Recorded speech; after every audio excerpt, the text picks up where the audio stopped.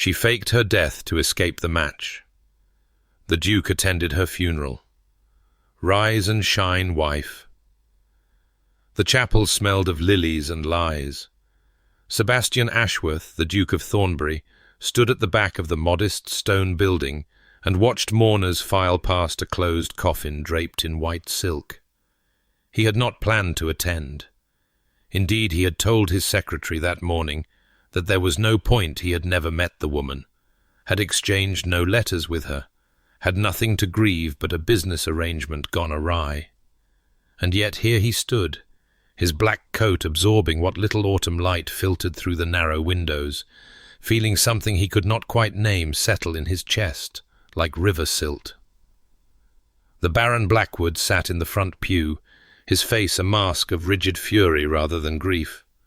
Beside him, a boy of perhaps 15 or 16 years stared straight ahead with reddened eyes, the brother, Sebastian recalled. The heir now, he supposed, to whatever remained of the Blackwood fortunes after the father finished gambling them into oblivion. That had been the purpose of this match, after all. Sebastian's money and title in exchange for a young, healthy bride from an old family who would give him heirs and ask nothing more of him than a generous allowance and benign neglect. A simple transaction. He had been entirely clear about his requirements when the marriage broker approached him. A wife who was quiet, biddable, and undemanding. A woman who would not expect love or attention or any of the tedious emotional dramatics that seem to consume other marriages. His grandmother, God rest her manipulative soul, had extracted the promise from him on her deathbed. Secure the succession, Sebastian. Give me your word. And because he had never been able to deny her anything, he had agreed to marry a stranger. Now that stranger was dead, drowned in the ornamental lake on her family's estate 3 weeks before their wedding was to take place. A boating accident, the letter had said. A sudden storm. The body recovered, but too damaged for viewing.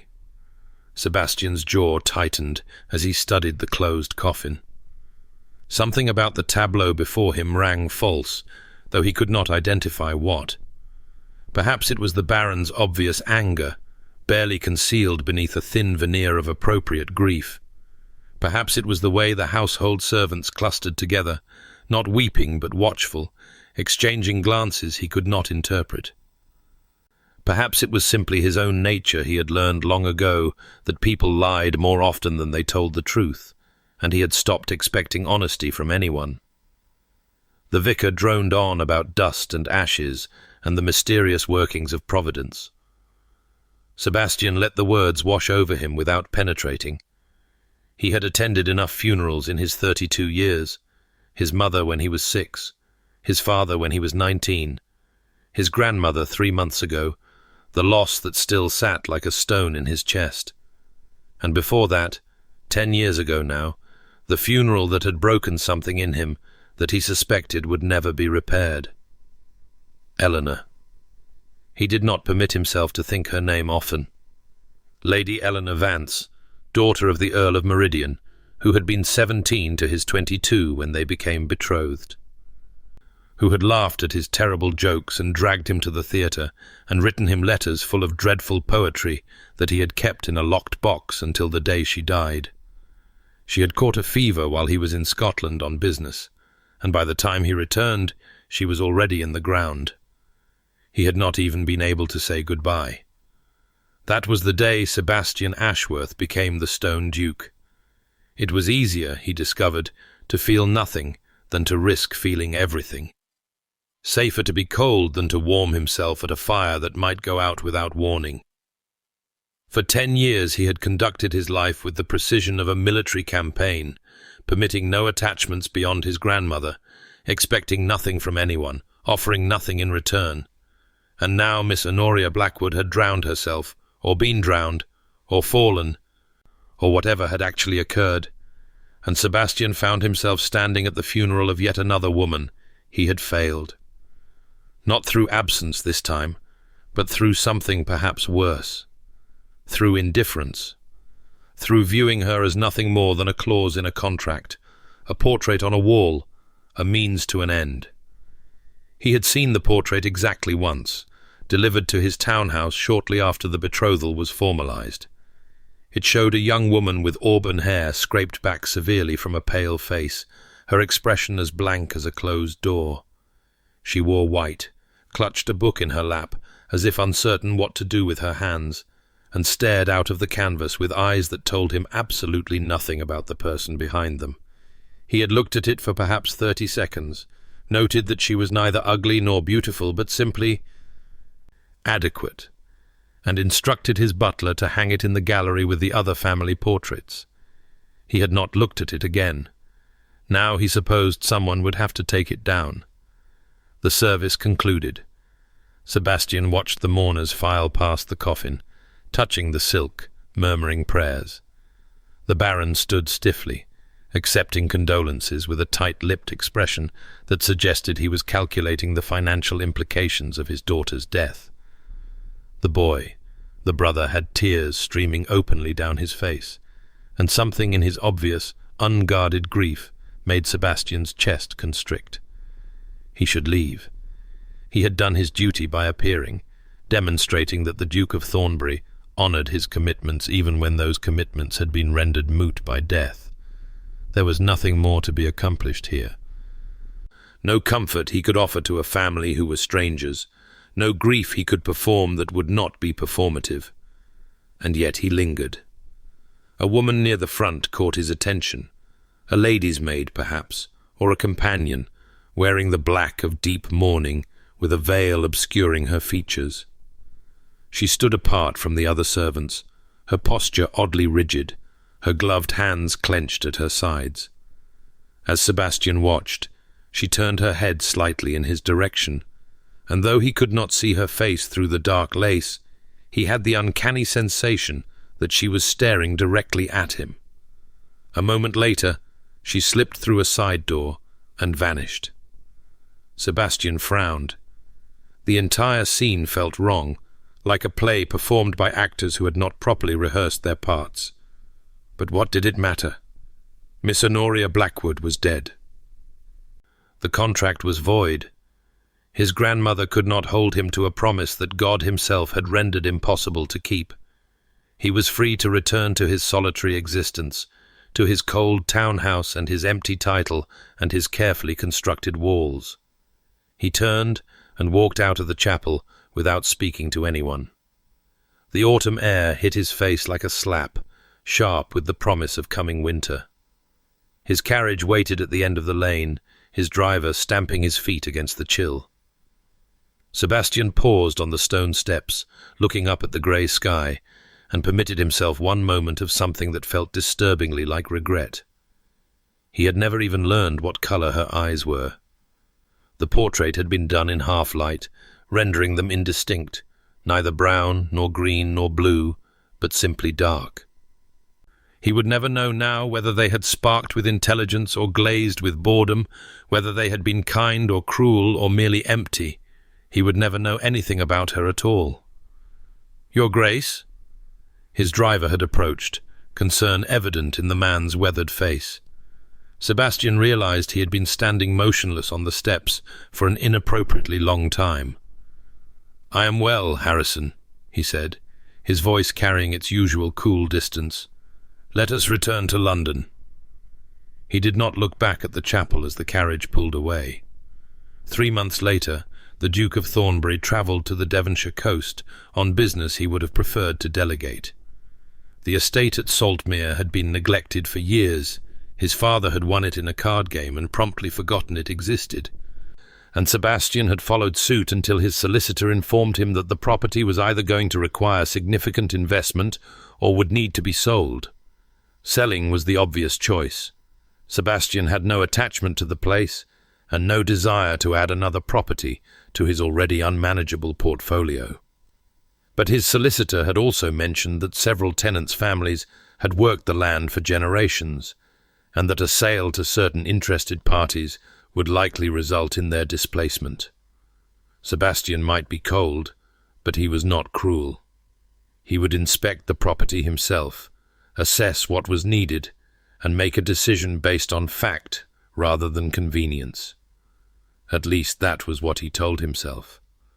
The truth, which he did not examine too closely, was that London had become suffocating.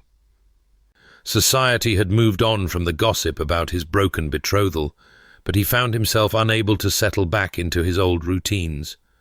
His library felt emptier than before.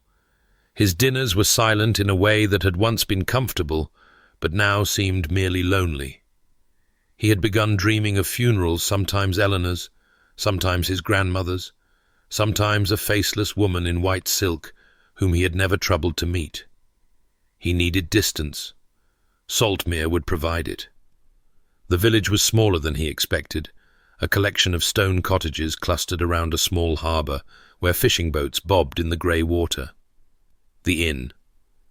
The Mermaid's Rest was modest but clean, and the innkeeper, a stout woman named Mrs. Pemberton, seemed genuinely flustered to be hosting a duke. "Your Grace, we had no idea if we had known you was coming. We would have the best room, of course, though I fear it's not what you're accustomed to." "It will be fine," Sebastian interrupted, more curtly than he intended. He softened his tone with effort. "I am not here for luxury, Mrs. Pemberton, merely a bed for a few nights while I conduct business." Of course, Ellen!" The innkeeper raised her voice, calling toward the back of the building. "Ellen, come and show his Grace to the blue room, and for heaven's sake make sure there are fresh linens." A woman emerged from what appeared to be a small office behind the main desk, her head bent over a ledger she was still writing in. "One moment, I am nearly finished with the—" She looked up. Sebastian would remember this moment for the rest of his life. The precise way the afternoon light fell through the dusty window, illuminating motes of dust in the air, the smell of salt and wood smoke and something baking in the kitchen, the sound of the ledger hitting the floor as it slipped from suddenly nerveless fingers. The woman staring at him had auburn hair escaping from a practical knot at the nape of her neck. Her dress was simple, dark blue wool, the kind of garment a respectable widow of modest means might wear. Her face was pale, her lips slightly parted, her eyes were brown. A warm, rich brown, like autumn leaves or polished mahogany, and they were wide with an expression of absolute, unmistakable horror. Sebastian felt the world tilt beneath his feet. She was taller than he had expected. The portrait had not captured that, nor the stubborn set of her chin, nor the faint dusting of freckles across her nose that no well-bred lady would have permitted the sun to bestow. She was not the blank-faced doll of the painting. She was vivid and real and very much alive, and he had watched her coffin being lowered into the ground 3 months ago. "Ellen?" Mrs. Pemberton was looking between them with confusion. "Are you quite well? You've gone white as a sheet." The woman, Ellen apparently, though Sebastian knew that was not her name, seemed to recover herself with visible effort. She bent to retrieve the fallen ledger, her movements jerky, her hands trembling. "Forgive me," she said, and even her voice was different from what he had imagined, lower, richer, with a slight huskiness that the demure portrait had utterly failed to suggest. "I am simply startled. We do not often receive guests of such distinction." She would not meet his eyes. Her gaze fixed determinedly on a point somewhere past his left shoulder, and Sebastian could see the rapid flutter of her pulse in her throat. "The blue room, you said?" Her voice wavered only slightly. "If your Grace will follow me." She moved toward the stairs without waiting for a response, her spine rigid, her steps quick enough to border on fleeing. Sebastian followed, his mind racing beneath his carefully blank expression. It was impossible. He had attended her funeral. He had seen the coffin, heard the vicar speak her name, watched her father accept condolences. People did not simply come back from the dead. And yet, the auburn hair, though worn differently, the shape of her face, though animated now where the portrait had been still, the height, the build, the way she moved graceful despite her obvious terror. He was either losing his mind or Miss Honoria Blackwood had faked her own death to escape their marriage. The room she led him to was small but well appointed, with a view of the harbour and a bed that looked reasonably comfortable. Sebastian barely glanced at it. He was watching her, watching the way she avoided his gaze, the way her hands shook as she pointed out the washstand and the bell-pull, the way she edged toward the door with the desperation of a rabbit sensing a fox.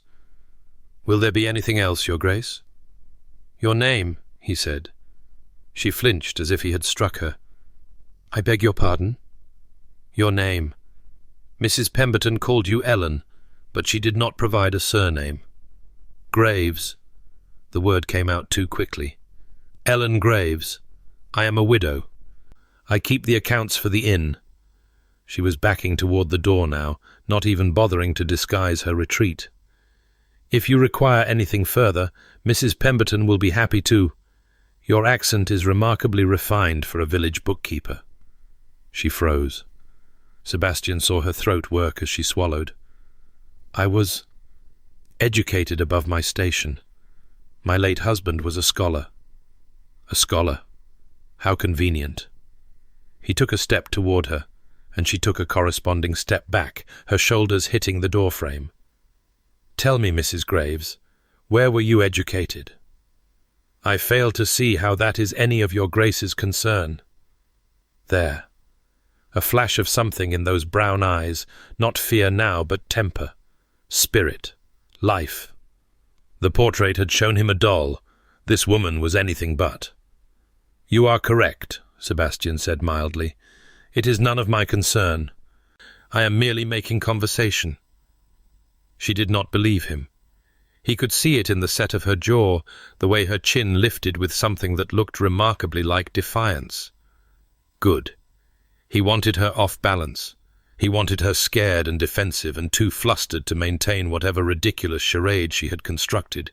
He wanted, he realized with a distant sort of surprise, to understand. Why had she done it? What could possibly have driven a gently bred young woman to fake her own death, abandon her family, and flee to a remote fishing village to work as an innkeeper's bookkeeper? Had the prospect of marriage to him truly been so horrifying? "I will leave you to rest," she said, her voice clipped.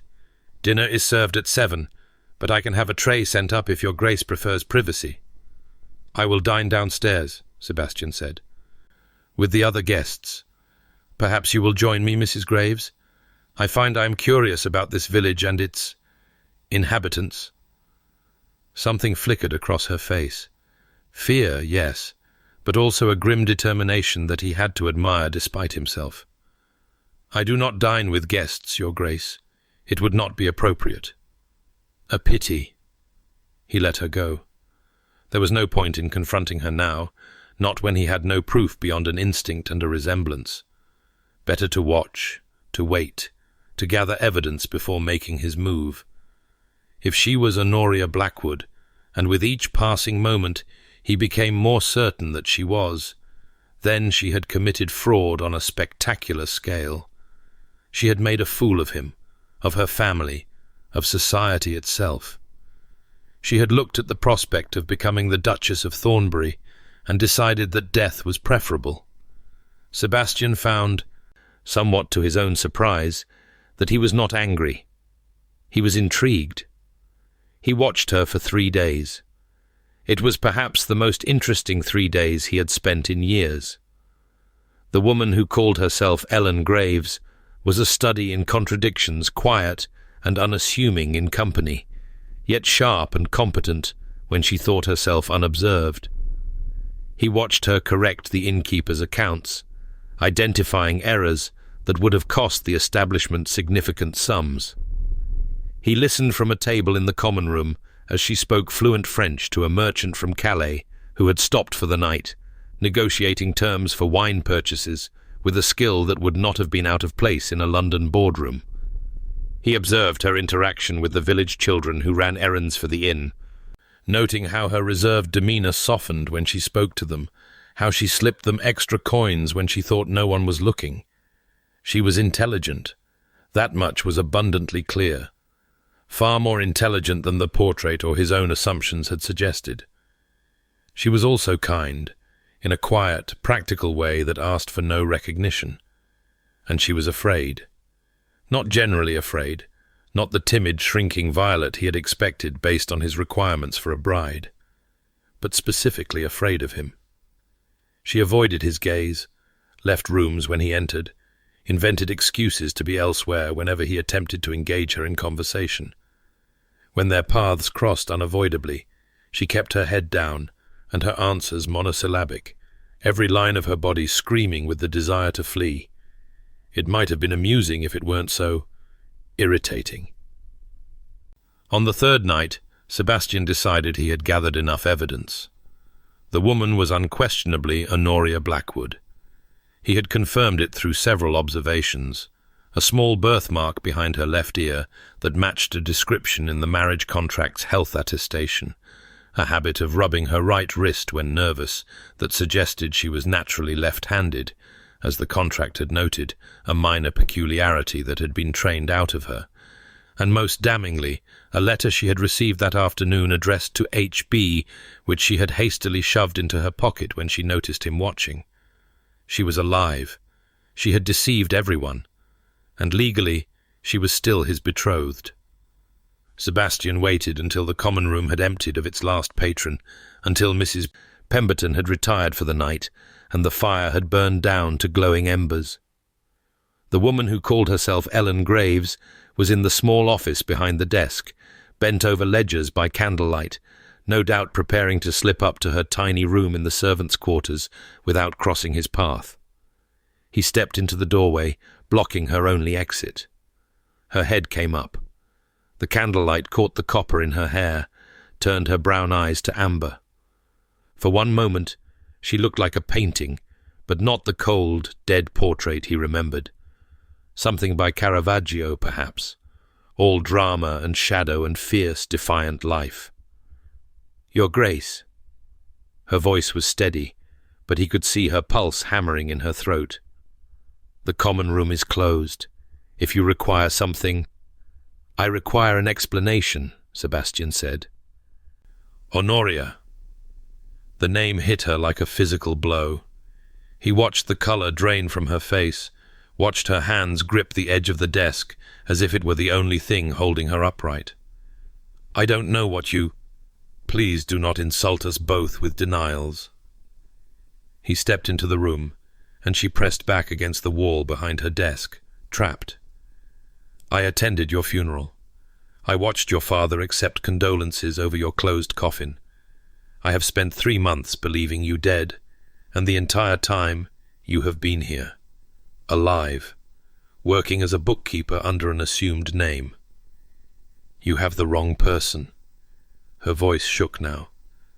"I am Ellen Graves, widow of— You are Honoria Blackwood, only daughter of Baron Blackwood, formerly my betrothed." Sebastian planted his hands on the desk between them, leaning close enough to see the individual flecks of gold in her brown eyes. "You faked your death. You made a fool of me, your family, and half of London society. The only question is why." She stared at him for a long moment, and he watched the war play out across her face, the desperate clinging to her fiction, the dawning realization that he would not be fooled, and finally, a strange sort of resignation. "Because I would rather be dead," she said quietly, "than spend my life as a broodmare for a man who described his ideal wife as quiet, biddable, and undemanding." Sebastian rocked back, genuinely startled. "You heard that?" "I heard everything." There was fire in her voice now, 3 months of suppressed fury breaking through. "I was in the next room when you spoke to the marriage broker. I require nothing from her but good health and good behavior. I have no interest in conversation, companionship, or any of the other tedious expectations modern women seem to hold. She may decorate my house and produce my heirs, and in exchange she will have my fortune and my title. That is a more than generous arrangement." He had said those words. He remembered them. They had seemed perfectly reasonable at the time, Clear, honest, free of the romantic nonsense that so many marriages drowned in. Now, hearing them thrown back at him in her bitter tone, they sounded different. "Those were my terms," he said, though even to his own ears the defense sounded hollow. "Those were your terms for purchasing a piece of furniture." She stepped out from behind the desk, and he was struck again by how tall she was, how she met his eyes directly despite her obvious fear. A wife who would exist in your house without troubling you with her presence.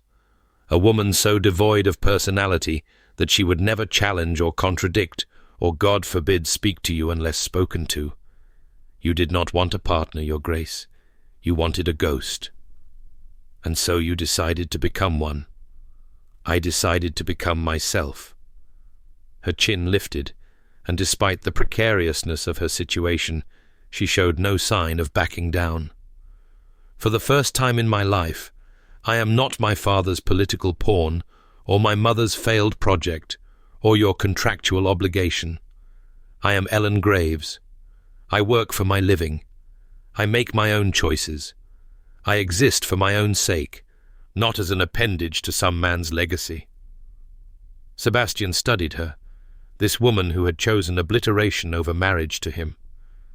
She was nothing like what he had expected. The portrait had shown him a canvas. She was a roaring fire. The marriage broker had described a docile, well-trained young lady. She was a creature of stubborn defiance and sharp intelligence. The father had promised a daughter who knew her place. She had burned that place to the ground and walked away without looking back. He should be furious. He should drag her back to London in chains and expose her deception to the world. He should feel betrayed, insulted, made a mockery of by a slip of a girl who had decided his offer of wealth and status was worse than social death. Instead, he felt something far more dangerous. He felt curious. "Your plan has one significant flaw," he said. She tensed. "And what is that?" "The contract was never voided." Sebastian straightened, enjoying the flash of confusion in her eyes. "Your death dissolved the engagement in practice, but the legal paperwork was never completed. In the eyes of the law, you are still my betrothed. The contract between our families remains binding." "I am dead," she said, but her voice wavered. "Honoria Blackwood is dead. Ellen Graves has no connection to... Honoria Blackwood is standing in front of me, very much alive." He cut her off with a sharp gesture. "And now that I have found you, I have a choice to make. I could expose your fraud. I could inform the authorities, your father, society itself, that you faked your death to escape an honorable engagement. Do you know what would happen then?" She had gone pale again. "My father. Your father would be ruined. The scandal alone would destroy what remains of his social standing. And when the full extent of his debts becomes known, and it would become known, I would make certain of it, he would have nothing left. No money, no connections, no hope of recovery." Sebastian watched her carefully, noting the way her hands had begun to tremble. "Your brother, I believe, is at Eton? A promising student, I am told. It would be a shame if his education were interrupted by his family's disgrace." "You would not." Her voice cracked. "Thomas has nothing to do with—" "I would prefer not to," Sebastian agreed. "Your brother is an innocent party, and I have no wish to destroy a young man's prospects over his sister's foolishness. But you have placed me in an untenable position. I cannot simply pretend I never found you. I cannot return to London and continue the fiction that you are dead when you are so obviously alive. What do you want?" The question came out hoarse, desperate. "Money? I have saved nearly £30. It is not much, but I can—" Sebastian laughed. The sound surprised both of them. He could not remember the last time he had laughed aloud. £30. Yes, that will certainly compensate for the damage to my reputation when society learns I was fooled by a dead woman working in a seaside inn." "Then what?" She stepped toward him, her fear transmuting into something closer to fury. "What could you possibly want from me that would satisfy your wounded pride?" "I want what I was promised."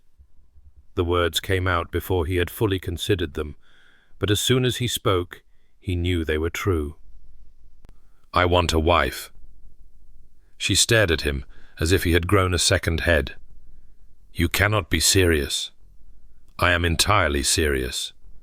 Sebastian began to pace, his mind working through the implications. "We will marry quietly, here in Saltmere, with minimal witnesses. We will then return to London, where I will announce that reports of your death were greatly exaggerated, a misunderstanding, a confusion, some suitable explanation that accounts for your 3-month absence without revealing the truth." "You want me to marry you?" Her voice was flat with disbelief. "The man I risked everything to escape. I want to fulfill the contract between our families." He stopped pacing, turning to face her. "I made a promise to my grandmother on her deathbed. I will keep that promise. You will give me heirs. You will perform your duties as Duchess. And in exchange, I will protect your family from the consequences of your deception. This is madness. This is a business arrangement." He crossed to her, close enough to see the frantic pulse in her throat, the fine tremor running through her body. "The same arrangement you agreed to before you decided that drowning was preferable. The terms have not changed. The terms are precisely why I—" She broke off, shaking her head. "I would rather you exposed me.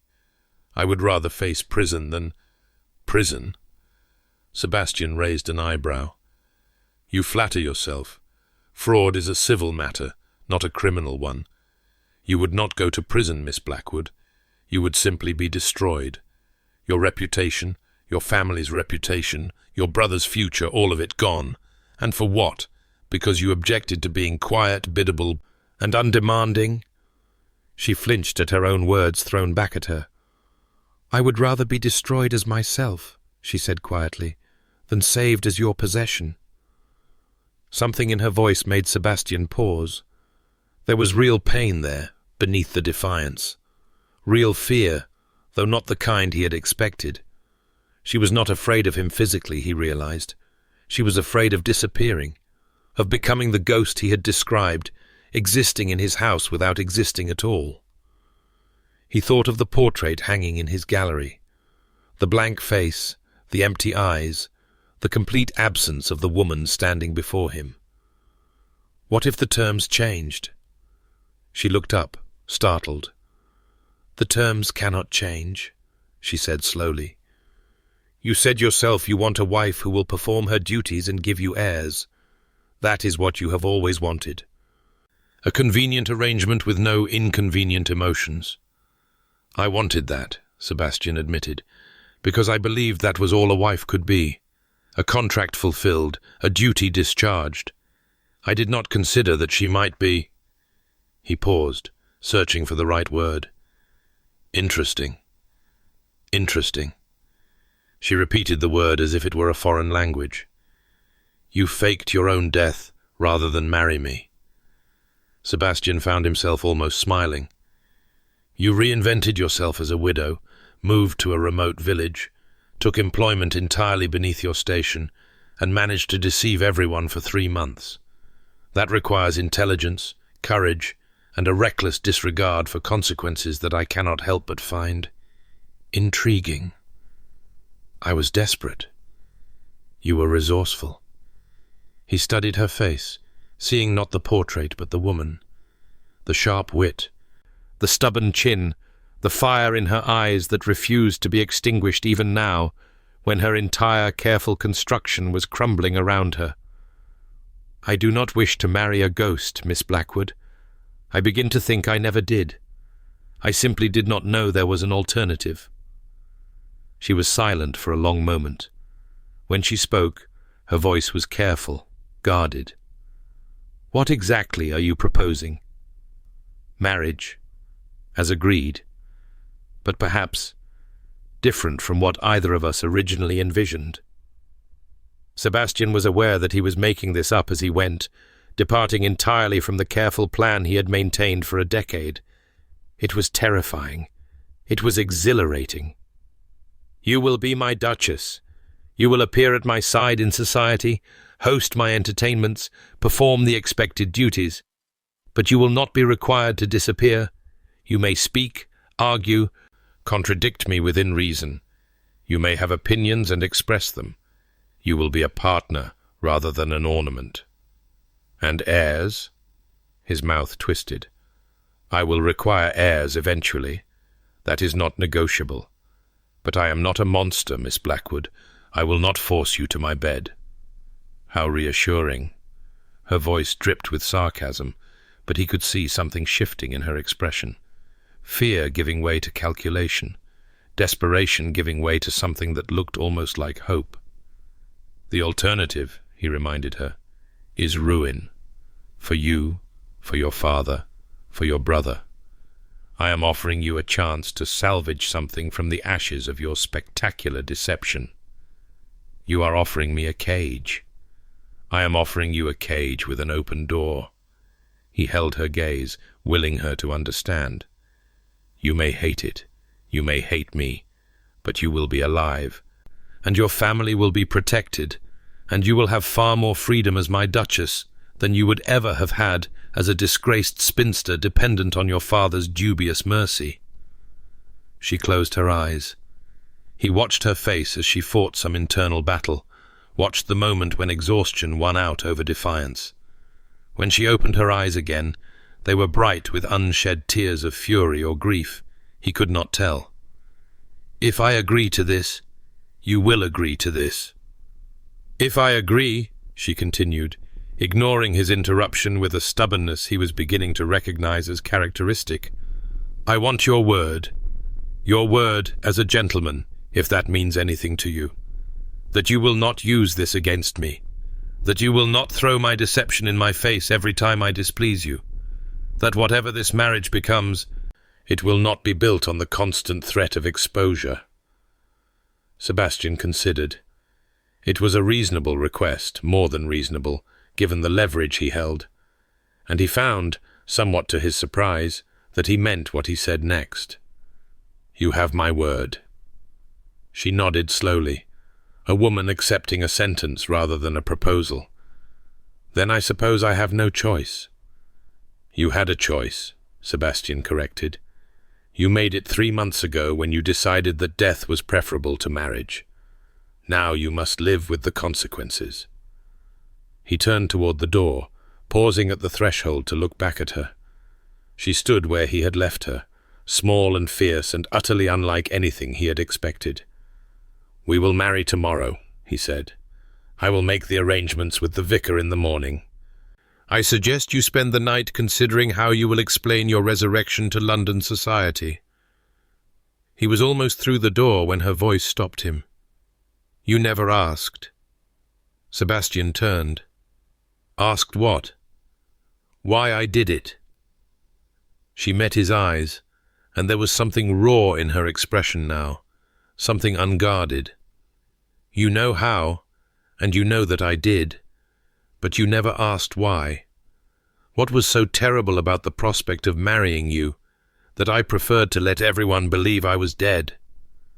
I assumed it was the terms I described, the quiet, biddable. It wasn't just the terms." She cut him off, and he saw her hands clench at her sides. "It was you, your reputation, the way people talked about you, the Stone Duke, they call you, the man without a heart. My father told me you were perfect, that you would never trouble me with demands for affection or attention, that I could live exactly as I pleased as long as I produced your heirs. Do you understand? He sold me to you because you would not care, because I could be invisible in your house just as I was invisible in his." Sebastian felt something shift in his chest, an uncomfortable sensation, like ice beginning to crack. "And that was intolerable to you?" "I have been invisible my entire life." Her voice broke on the words.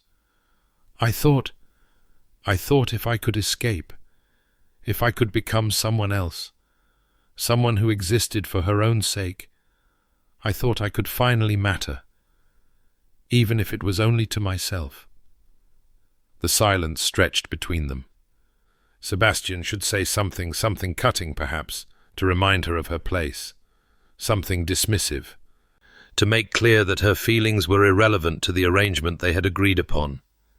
Instead, he found himself thinking of Eleanor, of the way she had looked at him as if he were the only person in the room, of the way he had felt, for those brief months of their engagement, like he finally existed in color instead of grey, of the way he had carefully, deliberately erased himself in the years since her death, becoming exactly the stone creature society believed him to be. "You matter," he said, and the words surprised him as much as they surprised her. "You are infuriating and reckless and possibly deranged, but you are not invisible. Not to me." She stared at him, her lips parted in shock. "Get some sleep, Miss Blackwood." He turned away before she could respond, before he could say anything else he had not planned. "Tomorrow, you rise from the grave. I suggest you be well rested for the occasion." He was 3 steps down the hallway when he heard her voice, small but clear in the darkness. "Honoria." He stopped. "If we are to be married," she said, "you should call me Honoria." Sebastian did not turn around. He did not trust himself to look at her again, not with this strange, cracking feeling in his chest that he could not identify. "Good night, Honoria," he said. He walked away without waiting for her response, but he could feel her gaze on his back all the way up the stairs. He did not sleep that night. Instead, Sebastian sat in the chair by the window of his small room, staring out at the black water of the harbour and the distant lights of fishing boats. The moon hung low and swollen over the waves, and the sound of the sea against the rocks was a constant, rhythmic whisper that should have been soothing, but somehow was not. He was going to marry her. The decision had been made in the heat of the moment, driven by some combination of practical necessity and something else, something he was not prepared to examine too closely. The contract was binding. Her deception had to be addressed. Marriage was the simplest solution, the cleanest way to resolve the situation without scandal or ruin. And yet, he could not stop thinking about her face when she spoke of being invisible. The crack in her voice, the shine of tears she refused to shed, the fierce, stubborn defiance that burned in her even when she was cornered and desperate. She was nothing like Eleanor. Eleanor had been soft, gentle, eager to please. She had looked at Sebastian like he hung the moon, and he had basked in that adoration without ever considering what she might want or need beyond his attention. He had been young, arrogant, certain that love was simple and forever.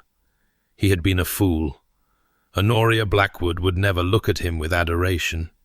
She would argue and challenge and contradict. She would demand to be seen, to be heard, to matter. She would not disappear into the role of Duchess as his grandmother had wanted, a silent helpmeet producing heirs and managing the household. She would be a presence in his life, unavoidable and infuriating, and utterly unlike anyone he had ever known. The thought should have terrified him. Instead, as he watched the moon sink toward the horizon, Sebastian found himself almost looking forward to tomorrow. They married at 10 o'clock in the morning, in the small stone church at the edge of the village. The vicar was elderly and half-deaf, which was fortunate, as Sebastian's explanation for the hasty ceremony was thin at best. The witnesses were Mrs. Pemberton and her husband, the innkeeper, both of whom seemed utterly confused by the revelation that their respectable widow bookkeeper was actually the daughter of a baron about to become a duchess. Honoria wore her dark blue wool dress, the nicest garment she owned in her new identity. Sebastian had offered to send for something more appropriate, but she had refused with a sharp shake of her head. "I am not going to pretend this is something it is not," she said. "Let me at least be honest about one thing today." He had not argued. The ceremony itself was brief, The vicar recited the required words. Sebastian gave the appropriate responses, and Honoria spoke her vows in a voice that did not waver, even as her hands trembled in his. When it came time to exchange rings, Sebastian produced a simple gold band from his pocket, the same ring his grandmother had worn for 50 years of marriage. He had brought it intending to use it for the original ceremony, back when his bride was still alive, and had never removed it from his travelling case. It fit her finger perfectly. "With this ring, I thee wed," he said, and something shifted in the air between them.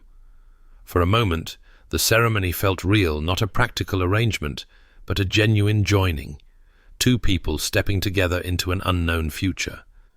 Then the vicar pronounced them man and wife, and the moment shattered into prosaic reality. They signed the register. They accepted the fumbling congratulations of the witnesses. They walked out of the church into pale autumn sunshine, and Sebastian handed his new wife into the waiting carriage with all the formality of a stranger. "We will spend tonight at the inn," he said as the carriage began to move. "Tomorrow we return to London." Honoria nodded, her face turned toward the window, her expression unreadable. "And what will you tell them?" she asked. "Society, I mean. About where I have been." Sebastian had given this considerable thought during his sleepless night. "The story will be that you were pulled from the lake by a passing farmer's son and taken to his family's cottage, where you remained unconscious for several days. When you woke, you had no memory of who you were or where you came from. The family, being simple country people, had no way to identify you and no knowledge of the search for your body. They nursed you back to health over many weeks, and when your memory finally returned, you sent word to your family.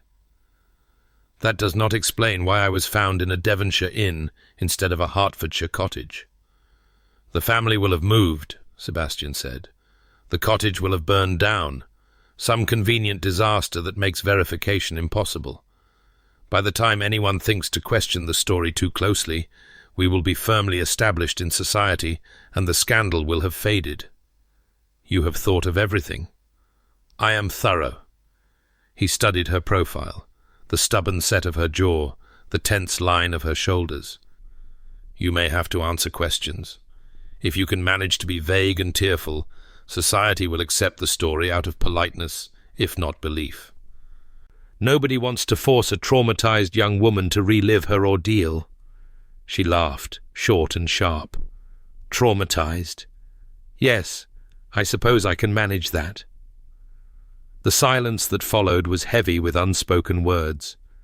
Sebastian found himself wanting to say something, what he could not imagine, but every potential utterance seemed either too much or too little.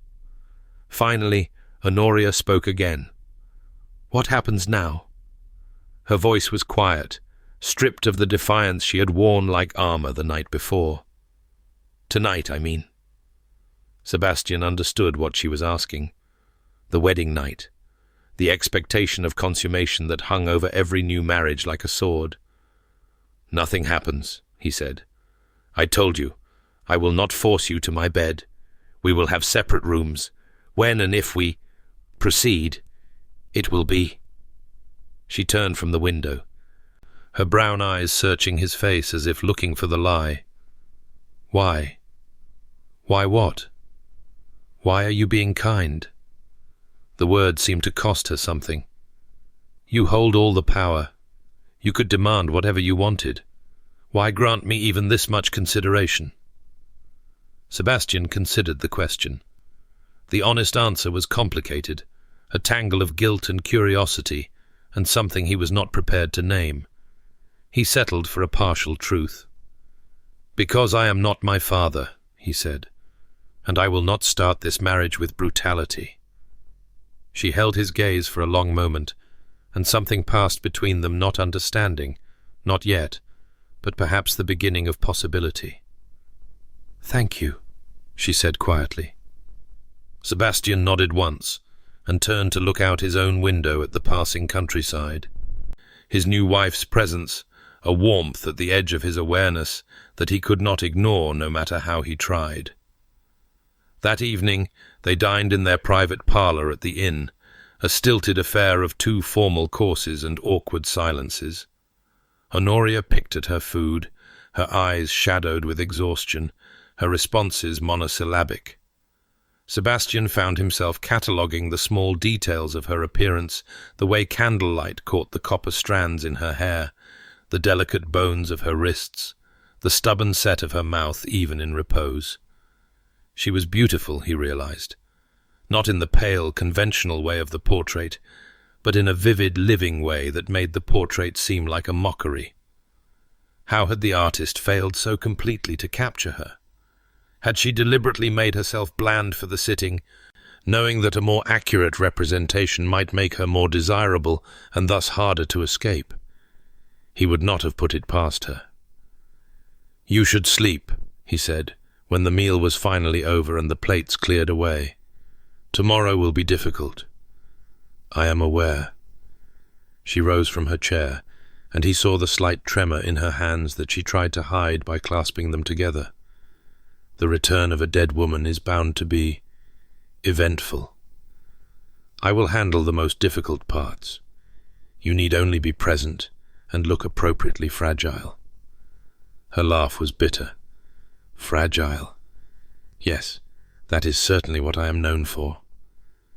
She moved toward the door that led to the small bedroom that had been prepared for her next to his, but with a lock on the inside that he had confirmed was functional. At the threshold she paused. "Your Grace, Sebastian." She blinked. "I beg your pardon? You asked me to call you Honoria." He met her eyes, holding them despite the strange tightness in his chest. "If we are to be married, and we are married, the paperwork is quite clear on that point. You should call me Sebastian." Something flickered in her expression.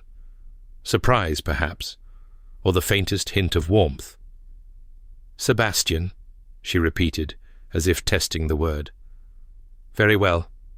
Good night, Sebastian." "Good night, Honoria." She disappeared into her room, and he heard the click of the lock engaging behind her. The sound should have been insulting his own wife, barricading herself against him on their wedding night. Instead, he found himself relieved. She was protecting herself, as she had been doing for months. He could hardly fault her for continuing to do so. He retired to his own room, stripped off his coat and cravat, and lay on the bed staring at the ceiling as the candle burned low. He was married. The woman in the next room was his wife. Nothing about this situation was what he had planned. He had wanted a quiet, biddable, undemanding arrangement, and instead he had a fierce, defiant, spectacular problem who had faked her own death rather than accept his offer. Sebastian found himself smiling in the darkness. "Rise and shine, wife," he murmured to himself, testing the words. They felt strange on his tongue. Strange, but not unpleasant. Tomorrow they would return to London. Tomorrow the real challenge would begin convincing society that Miss Honoria Blackwood had miraculously survived her drowning, selling the lie that would protect them both from scandal, building some kind of functional marriage from the wreckage of deception and desperation. But that was tomorrow. Tonight he would simply lie in the darkness and listen to the sea, and wonder what strange twist of fate had brought him here to a remote fishing village, to a woman who defied everything he thought he wanted, to the beginning of something he could not yet name. The candle guttered and went out, leaving him alone with his thoughts and the distant whisper of the waves. The carriage wheels ground against the London cobblestones with a sound that seemed to echo in Honoria's chest like a death knell. She had not been in the city for nearly 4 months, not since the night she had crept out of her father's townhouse with a single carpet-bag and a heart full of desperate hope. Now she was returning as a ghost made flesh, a duchess instead of a desperate fugitive, and she could not decide which fate was worse.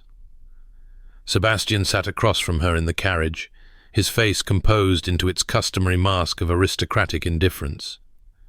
They had spoken little during the 2-day journey from Saltmere, communicating in brief, practical exchanges about meals and rest stops and the story they would tell. He had been polite, distant, correct in every way, the perfect gentleman escorting his bride to her new home. She hated it. Not him, precisely. She was not certain what she felt about him anymore. The cold monster of her imagination had failed to materialize. In his place was a man of contradictions, capable of both cutting ultimatums and unexpected kindnesses. He had not touched her since the ceremony, except to hand her in and out of the carriage. He had arranged for separate rooms at every inn along the route. He had even, on the second morning, ordered her favorite breakfast, coddled eggs and toast with marmalade, without asking what she preferred, as if he had somehow divined it from observation alone. It was unnerving being seen like that. She had spent her entire life perfecting the art of invisibility, and here was a man who seemed determined to notice every detail she tried to hide. The carriage turned onto a wide, elegant street lined with white-faced townhouses, and Honoria felt her stomach clench. She recognized this neighborhood. The cream of society lived here, in these pristine facades with their immaculate gardens and gleaming brass fixtures. Her father's house was 3 streets away, considerably smaller and less impressive, a constant reminder of the Blackwood family's declining fortunes. "Thornbury House," Sebastian said as the carriage slowed before the grandest residence on the street. "Your new home." Honoria looked up at the imposing structure and felt something cold settle in her chest. 4 stories of white Portland stone, with tall windows that reflected the grey London sky like blind eyes. A wrought iron fence enclosed a small front garden where not a single leaf was out of place. The door was painted a deep, glossy black, flanked by columns that seemed designed to make visitors feel small. It was beautiful. It was terrifying. It looked exactly like a very elegant prison. "The staff have been informed of your arrival," Sebastian continued, his voice carefully neutral. "They believe the story we agreed upon: your miraculous survival, your memory loss, your recovery. They will have questions, but they are too well trained to ask them directly." How reassuring. He glanced at her, and she thought she caught a flicker of something: amusement, sympathy, before his expression smoothed back into blankness. "The housekeeper is Mrs. Aldridge. She has been with the family for 30 years and runs the household with military precision. The butler is Hartley. He will pretend not to notice anything unusual while cataloguing every detail for later analysis. The rest of the staff will follow their lead." "You make it sound like entering enemy territory." "In a sense it is." Sebastian's voice was quiet, serious. "Servants talk. What happens in this house will be known throughout London within a week. Every word you speak, every expression you make, every interaction you have will be observed and reported. The story we tell must be consistent, or we are both ruined." Honoria nodded, though her throat had gone tight. She had known this, intellectually, but sitting here, looking up at the house that would now be her home, the reality of her situation pressed down on her like a physical weight. She was the Duchess of Thornbury. She had a role to play, a performance to maintain, a lie to live for the rest of her life. And if she faltered, even once, everything would crumble. The carriage door opened. A footman in immaculate livery stood waiting, his face professionally blank. Behind him, lined up on the front steps, was an army of servants in matching uniforms, maids in grey with white caps, footmen in the Thornbury colours of deep blue and silver, and at their head a tall woman with steel-grey hair and a face that suggested she had never smiled in her life. Mrs. Aldridge, Honoria presumed. Sebastian descended first, then turned to offer his hand. Honoria took it, feeling the warmth of his fingers through her thin gloves, and stepped down onto the cobblestones. The servants bowed and curtsied in a wave of practiced deference. Mrs. Aldridge stepped forward, her expression revealing nothing. "Your Grace," she said, addressing Sebastian, "welcome home. and may I offer my congratulations and welcome to Her Grace, the Duchess." "Thank you, Mrs. Aldridge." Sebastian's voice carried easily across the assembled staff. "As you have been informed, Her Grace has endured a significant ordeal and is still recovering. She will need time to adjust to her new circumstances. I trust you will extend her every courtesy and consideration." "Of course, Your Grace." Honoria felt dozens of eyes on her, assessing, cataloguing, judging. She lifted her chin and forced her expression into something she hoped resembled serene exhaustion rather than naked terror. "Thank you all," she said, and was proud when her voice emerged steady. "I am grateful for your welcome." A ripple passed through the assembled servants' surprise, perhaps, that she had spoken at all. Sebastian's hand found the small of her back, a light pressure guiding her forward, and they ascended the steps together. The interior of Thornbury House was even more imposing than the exterior. A vast entrance hall stretched before her, all marble floors and gilded mirrors, and a sweeping staircase that curved upward into shadow. Crystal chandeliers hung from the ceiling like frozen waterfalls. Portraits lined the walls, generations of Ashworths, staring down with the same pale eyes and impassive expressions. Honoria thought of the cramped room above the inn in Saltmere, with its worn wooden floors and its view of the harbour, and felt a sharp pang of loss. "I will show Her Grace to her chambers," Mrs. Aldridge said. "The blue suite has been prepared as instructed." "The blue suite." Honoria glanced at Sebastian. "The Duchess's traditional apartments," he explained. "Connected to mine by a shared sitting room, but with your own bedroom, dressing room, and private parlour. You will have complete privacy. Connected but separate. Close, but not too close.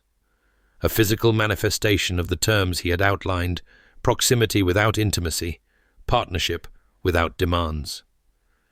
Honoria nodded and followed Mrs. Aldridge up the sweeping staircase, Sebastian's footsteps echoing behind them. The blue suite was beautiful, she had to admit. Walls of pale blue silk, embroidered with silver thread in an intricate pattern of vines and flowers. Furniture of dark polished wood, elegant but comfortable. A massive four-poster bed hung with velvet curtains in a deeper shade of blue, like twilight. Windows that overlooked a private garden at the back of the house, where late autumn roses still bloomed in defiance of the season. It was a room fit for a duchess. It was also utterly impersonal, as if whoever had decorated it had deliberately avoided any detail that might reveal character or taste. The previous Duchess, His Grace's grandmother, used these rooms for 50 years, Mrs. Aldridge explained, her voice crisp and efficient. "They have been aired and refreshed in anticipation of your arrival. If anything is not to your liking, you have only to say." "Thank you, Mrs. Aldridge. Everything is lovely." The housekeeper nodded, her expression still giving nothing away. "Dinner is served at 8. His Grace takes breakfast in the morning room at 9, but trays can be sent up if you prefer. The household accounts are reviewed on Thursdays. I will have a schedule prepared for your reference." "I would appreciate that." Something flickered in Mrs. Aldridge's eyes. Surprise, perhaps, at Honoria's easy acceptance of domestic responsibility. Had she expected resistance? Indifference? Honoria filed away the observation for later consideration. "Will there be anything else, Your Grace?" "No, thank you. I believe I will rest before dinner." Mrs. Aldridge curtsied and withdrew, leaving Honoria alone in her beautiful prison. She stood in the centre of the room for a long moment, turning slowly to take in every detail. The delicate writing desk by the window, stocked with paper and ink. The small bookshelf filled with volumes of poetry and improving literature, nothing too intellectual, nothing too stimulating. The dressing table with its array of silver-backed brushes and crystal bottles, waiting for a maid to arrange her hair and apply her cosmetics. Everything a duchess could need, nothing she actually wanted. A door at the far end of the room caught her attention, the connecting door to Sebastian's chambers, she assumed. She crossed to it and tried the handle. Locked. Good. She retreated to the window seat and curled up against the cold glass, looking out at the garden below. The roses were dying, she realized. Their petals, once red and full, had begun to brown at the edges, curling inward as the autumn cold crept into their veins. In a few weeks, they would be nothing but thorns and bare stems. She wondered if she would follow them. Dinner that evening was an exercise in elaborate formality. They sat at opposite ends of a table designed to seat 30, with an expanse of polished wood and silver candelabra stretching between them. Footmen served course after course, soup, fish, meat, removes, sweets, while Honoria picked at her food and tried to think of something to say that would carry across the vast distance. Sebastian ate methodically, his attention seemingly fixed on his plate. The candlelight cast shadows across his face, emphasizing the sharp planes of his cheekbones and the silver threading through his dark hair. He looked older in this light, she thought. Older and wearier, as if the weight of his title pressed down on him physically. "The house is beautiful," she offered finally, her voice swallowed by the cavernous dining room. Sebastian looked up. "It is too large. I have often thought of closing the upper floors entirely." "Why don't you?"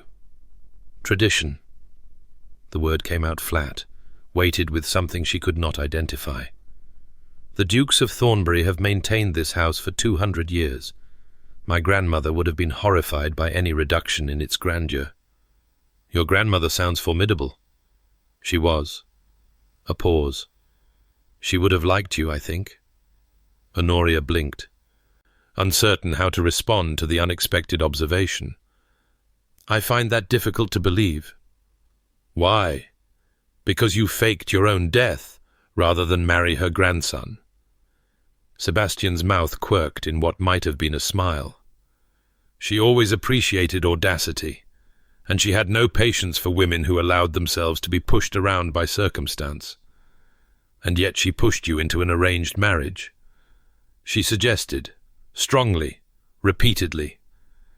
He set down his fork, his eyes meeting hers across the table. "My grandmother believed that I was wasting my life in cold solitude. She thought a wife might thaw me." "And has she been proven right?" The question came out before Honoria could stop it, and she immediately wished she could recall the words. It was too intimate, too probing, the kind of question that had no place in their careful arrangement. But Sebastian did not seem offended. He considered her for a long moment, his grey eyes unreadable in the candlelight. "The jury is still deliberating," he said finally. "Ask me again in a year." The first week passed in a blur of introductions and adjustments. Honoria met the senior staff individually, learning their names and responsibilities. She reviewed the household accounts with Mrs. Aldridge and discovered, to her quiet satisfaction, that she knew more about managing expenses than the housekeeper had expected. She wrote letters to the modiste and the milliner, ordering the wardrobe a duchess would need. She practiced her story in front of the mirror until she could recite it without hesitation. The cold water, the farmer's son, the cottage, the months of confused wandering before her memory returned. She saw Sebastian at meals and occasionally passed him in the corridors, but they rarely spoke beyond the necessary civilities. He had his own routine breakfast at 9, correspondence until noon, meetings with his solicitor or estate manager in the afternoon, dinner at 8. On 2 evenings, he went out to his club and did not return until after she had retired. On the 3rd evening, he closeted himself in the library and did not emerge at all. Honoria found herself oddly restless. She had work to do learning the house, preparing for her social debut, playing the role of recovering invalid, but the hours stretched long and empty between tasks. In Saltmere, she had filled her days with useful labour, balancing accounts and managing supplies and solving problems that had tangible solutions. Here, her primary occupation seemed to be existing decoratively while servants did everything that actually mattered. It was, she reflected grimly, exactly what she had feared. A gilded cage was still a cage. On the 5th night, unable to sleep, she crept downstairs in her dressing gown to explore the house while its inhabitants slept. The corridors were dark and silent, lit only by the occasional oil lamp left burning for the benefit of anyone who might be wandering. Honoria moved through the shadows like a ghost, trailing her fingers along the walls, peering into rooms she had not yet been shown. The library stopped her in her tracks. It occupied the entire rear portion of the ground floor, 2 stories tall, with a gallery running around the upper level and a massive fireplace that could have roasted an ox. Books lined every wall, thousands upon thousands of volumes stretching up toward the shadowed ceiling. Rolling ladders provided access to the upper shelves, and comfortable chairs were scattered throughout, each positioned near a lamp for reading. And in one of those chairs, half hidden in the shadows, sat Sebastian. Honoria froze in the doorway, her heart hammering. He had not noticed her yet. His attention was fixed on the book in his lap, his expression unguarded in a way she had never seen. Without the careful blankness he wore like armor, he looked younger, softer, almost vulnerable. She should leave. This was clearly a private moment, a glimpse of the man behind the mask that he had not intended her to see. But she could not move. She stood frozen in the doorway, watching him turn pages with a gentle reverence that made something twist in her chest. Then he looked up. For a moment, neither of them moved. Sebastian's eyes met hers, and she saw surprise flicker across his face, followed by something that might have been embarrassment. Honoria. Her name came out low, almost intimate in the library's hush. I did not hear you approach. Forgive me. She found her voice with effort. I could not sleep. I was exploring. Exploring. He repeated the word with a faint smile. A dangerous habit for someone who made a career of disappearing. She felt heat rise to her cheeks. I am not planning to disappear. I merely wished to know the house. It seemed wiser to do so without an audience. Sebastian nodded slowly. A reasonable impulse. He gestured to the chair across from him. Since you are here, you might as well sit, unless you would prefer to continue your solitary wandering. It was not quite an invitation, but it was not a dismissal either. Honoria hesitated, acutely aware of her state of undress, only a nightgown and a thin dressing gown, her hair loose over her shoulders. It was highly improper. Then again, they were married. Propriety had rather lost its meaning. She crossed to the chair he had indicated and sank into it, tucking her feet beneath her for warmth. The fire had burned low, casting more shadow than light, but the intimacy of the setting seemed to demand softened tones rather than brightness. What are you reading? Sebastian glanced down at the book in his lap, and a curious expression crossed his face, almost sheepish, if such a thing were possible for the Stone Duke. Catullus, he said. Latin love poetry. Honoria blinked. Of all the things she might have expected the cold, practical Duke of Thornbury to read in his private hours, Roman love poems had not made the list. You seem surprised, Sebastian observed. I am. She saw no point in dissembling. You do not strike me as a romantic. I am not. He closed the book, his fingers resting on the worn leather cover. But romance and poetry are not the same thing. Catullus wrote about love with brutal honesty, the joy and the anguish in equal measure. There is no sentimentality in his work, no pretense that love is gentle or kind. He understood that it is savage, consuming, that it destroys as easily as it creates. That sounds rather bleak. Perhaps. Or perhaps it is simply true. Sebastian's grey eyes held hers, and she felt the weight of his gaze like a physical pressure. I prefer uncomfortable truths to comfortable lies. Honoria thought of the comfortable lies they were both telling to society, to the servants, to themselves. And yet here we are, living a lie of considerable proportion. A necessary lie. There is a difference. Is there? Sebastian did not answer immediately. He set the book aside and leaned forward, his elbows on his knees, his posture more open than she had ever seen it. "Why did you truly run?" he asked. "And I don't mean the answer you gave me in Saltmere about being invisible. I mean the real reason. The thing you have not told anyone." Honoria's breath caught. "I told you the truth. You told me a truth. I suspect there are others." His voice was quiet, without judgment. "I am not asking to hurt you, Honoria. I am asking because I find I genuinely want to understand." The silence stretched between them, filled with the crackle of the dying fire and the distant tick of a clock somewhere in the depths of the house. Honoria felt the weight of his question pressing against the walls she had built so carefully, demanding entry. She should refuse. She should retreat to the safety of polite deflection, the armor of careful distance. There was no advantage in vulnerability, no strategic benefit to opening herself to a man who still, despite everything, had the power to destroy her. But something in his eyes, some echo of her own loneliness, made her speak. "My mother died when I was 12, she said quietly. "She was wonderful. Warm and fierce and utterly herself, even when my father tried to make her into something more acceptable. She used to tell me that my stubbornness was a gift, that my temper was a sign of passion, that my opinions, even when they made me inconvenient, were valuable. She sounds like a remarkable woman. She was. And then she was gone, and I was alone with my father." Honoria heard the bitterness creeping into her voice and did not try to suppress it. "He made it very clear, after she died, that everything she had valued in me was actually a flaw to be corrected. I was too loud, too opinionated, too difficult. I asked too many questions and gave too few of the right answers.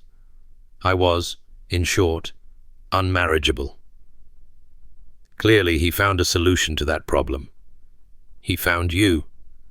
The words came out sharper than she intended. "He found a man who wanted a wife with no inconvenient qualities at all, a quiet, biddable, undemanding ornament who would produce heirs and ask nothing more. And I realized—" She stopped, her throat tightening around the confession. "You realized what?" "I realized that if I married you, I would disappear completely. Not just metaphorically, but actually. The Honoria my mother loved, the stubborn, opinionated, difficult girl, would have to be erased. And once she was gone, there would be nothing left. Just a duchess-shaped void where a person used to be." Sebastian was silent for a long moment. When he spoke, his voice was rough. "I did not know." "How could you? We never met. You never asked to meet me. You looked at a portrait and decided I was adequate, and that was the end of it." "You are right." The admission seemed to cost him something. "I looked at you and saw only a solution to a problem, a means to an end. I did not consider that you might be a person with your own desires and fears and—" He stopped, shaking his head. "I was a fool. Perhaps we both were." She met his eyes, and something passed between them. Not forgiveness, exactly, but something adjacent to it. An acknowledgement that they had both been operating from incomplete information, both making assumptions that had led them here, to this late-night conversation in a firelit library. "Tell me about Eleanor," Honoria said. Sebastian stiffened. The name hit him like a physical blow. She could see it in the sudden tension of his shoulders, the way his jaw tightened. "Where did you hear that name?" "One of the older servants mentioned her." Honoria kept her voice gentle, though her heart was racing.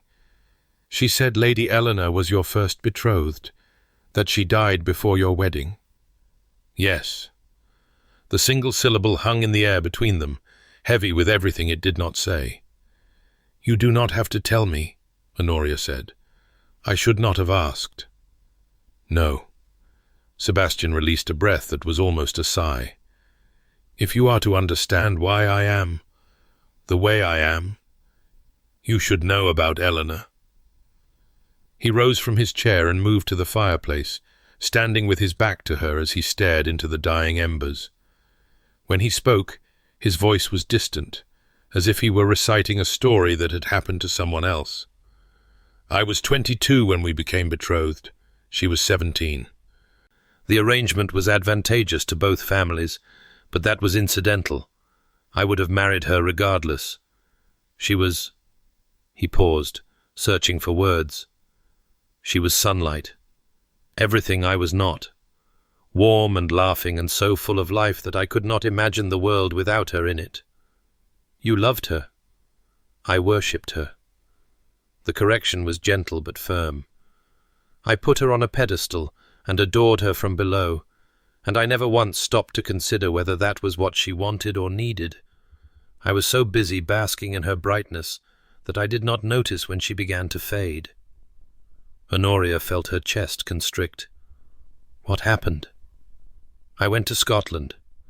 Business that could have waited, but I was young and arrogant and certain that my affairs were important. I kissed her goodbye and promised to return within the fortnight." His voice had gone hollow. 3 days after I left, she developed a fever. By the time my mother's letter reached me, it was too late. She was dead before I could even begin the journey home.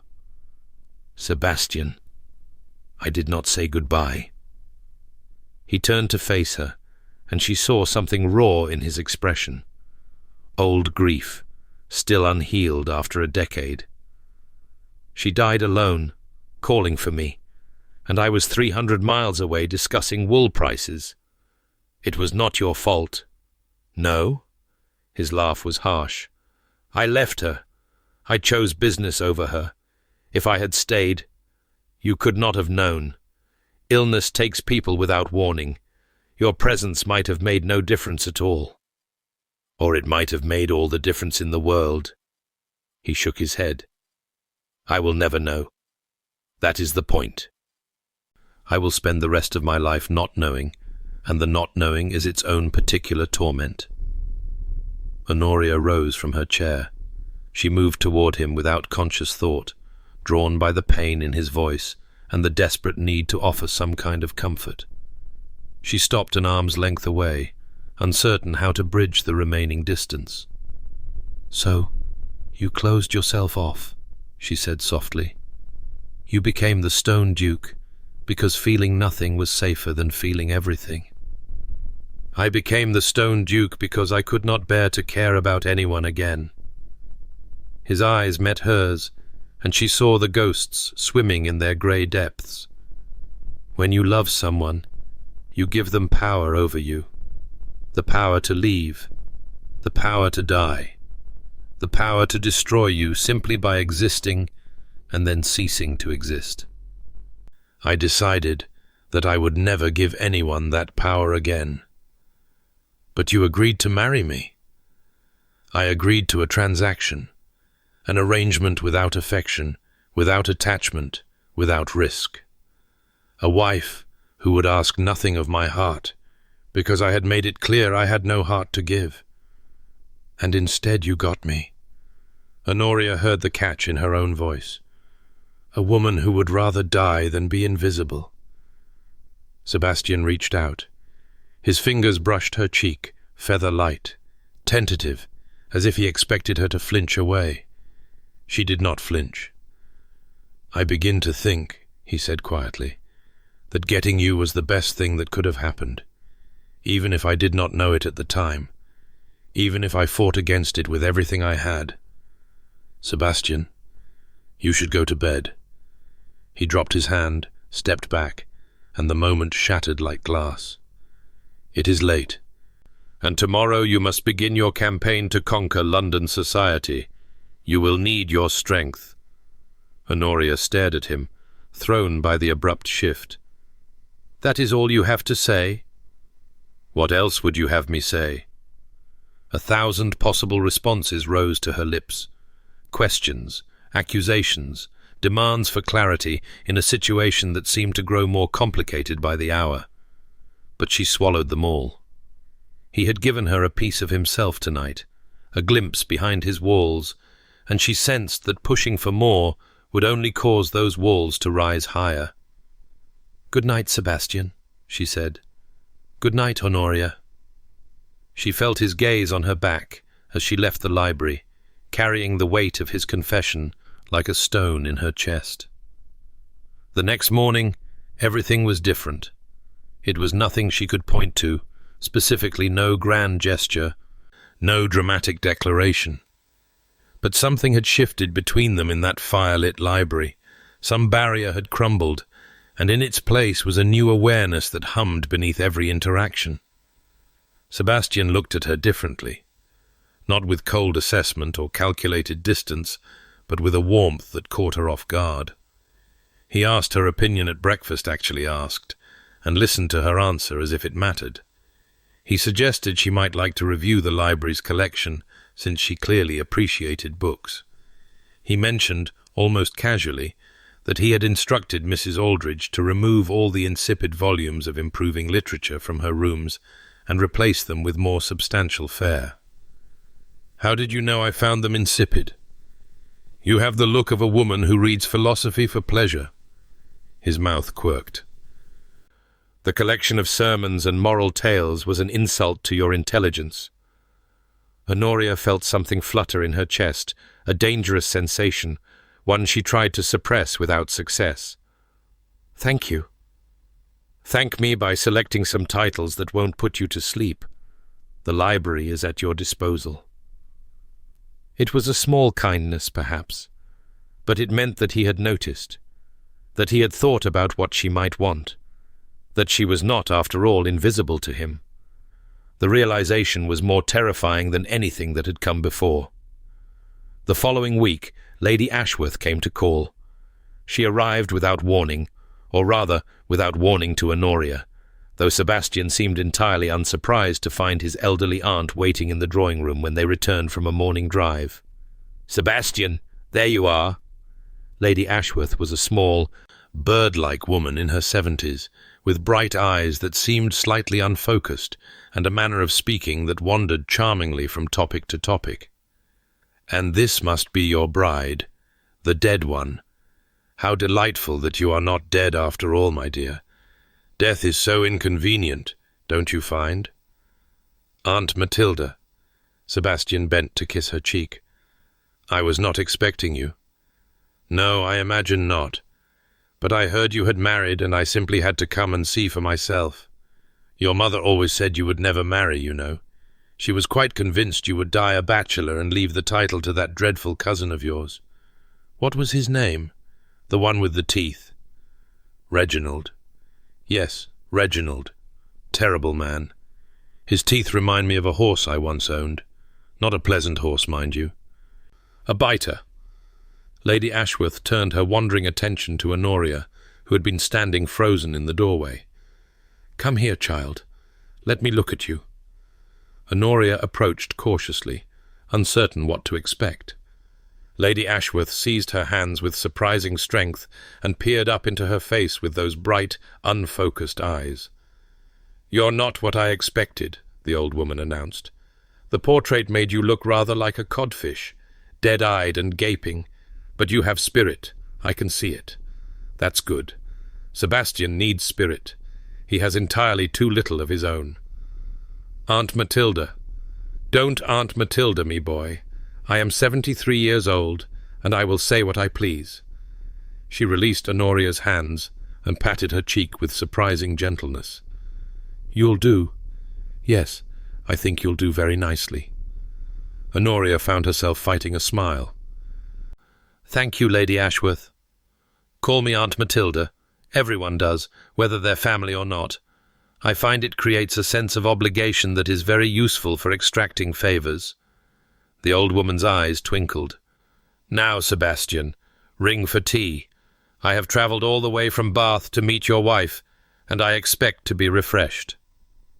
Tea was an experience. Lady Ashworth's conversation wandered from memories of her youth to commentary on current fashions to a detailed analysis of the Prince Regent's probable gout, all without apparent connection.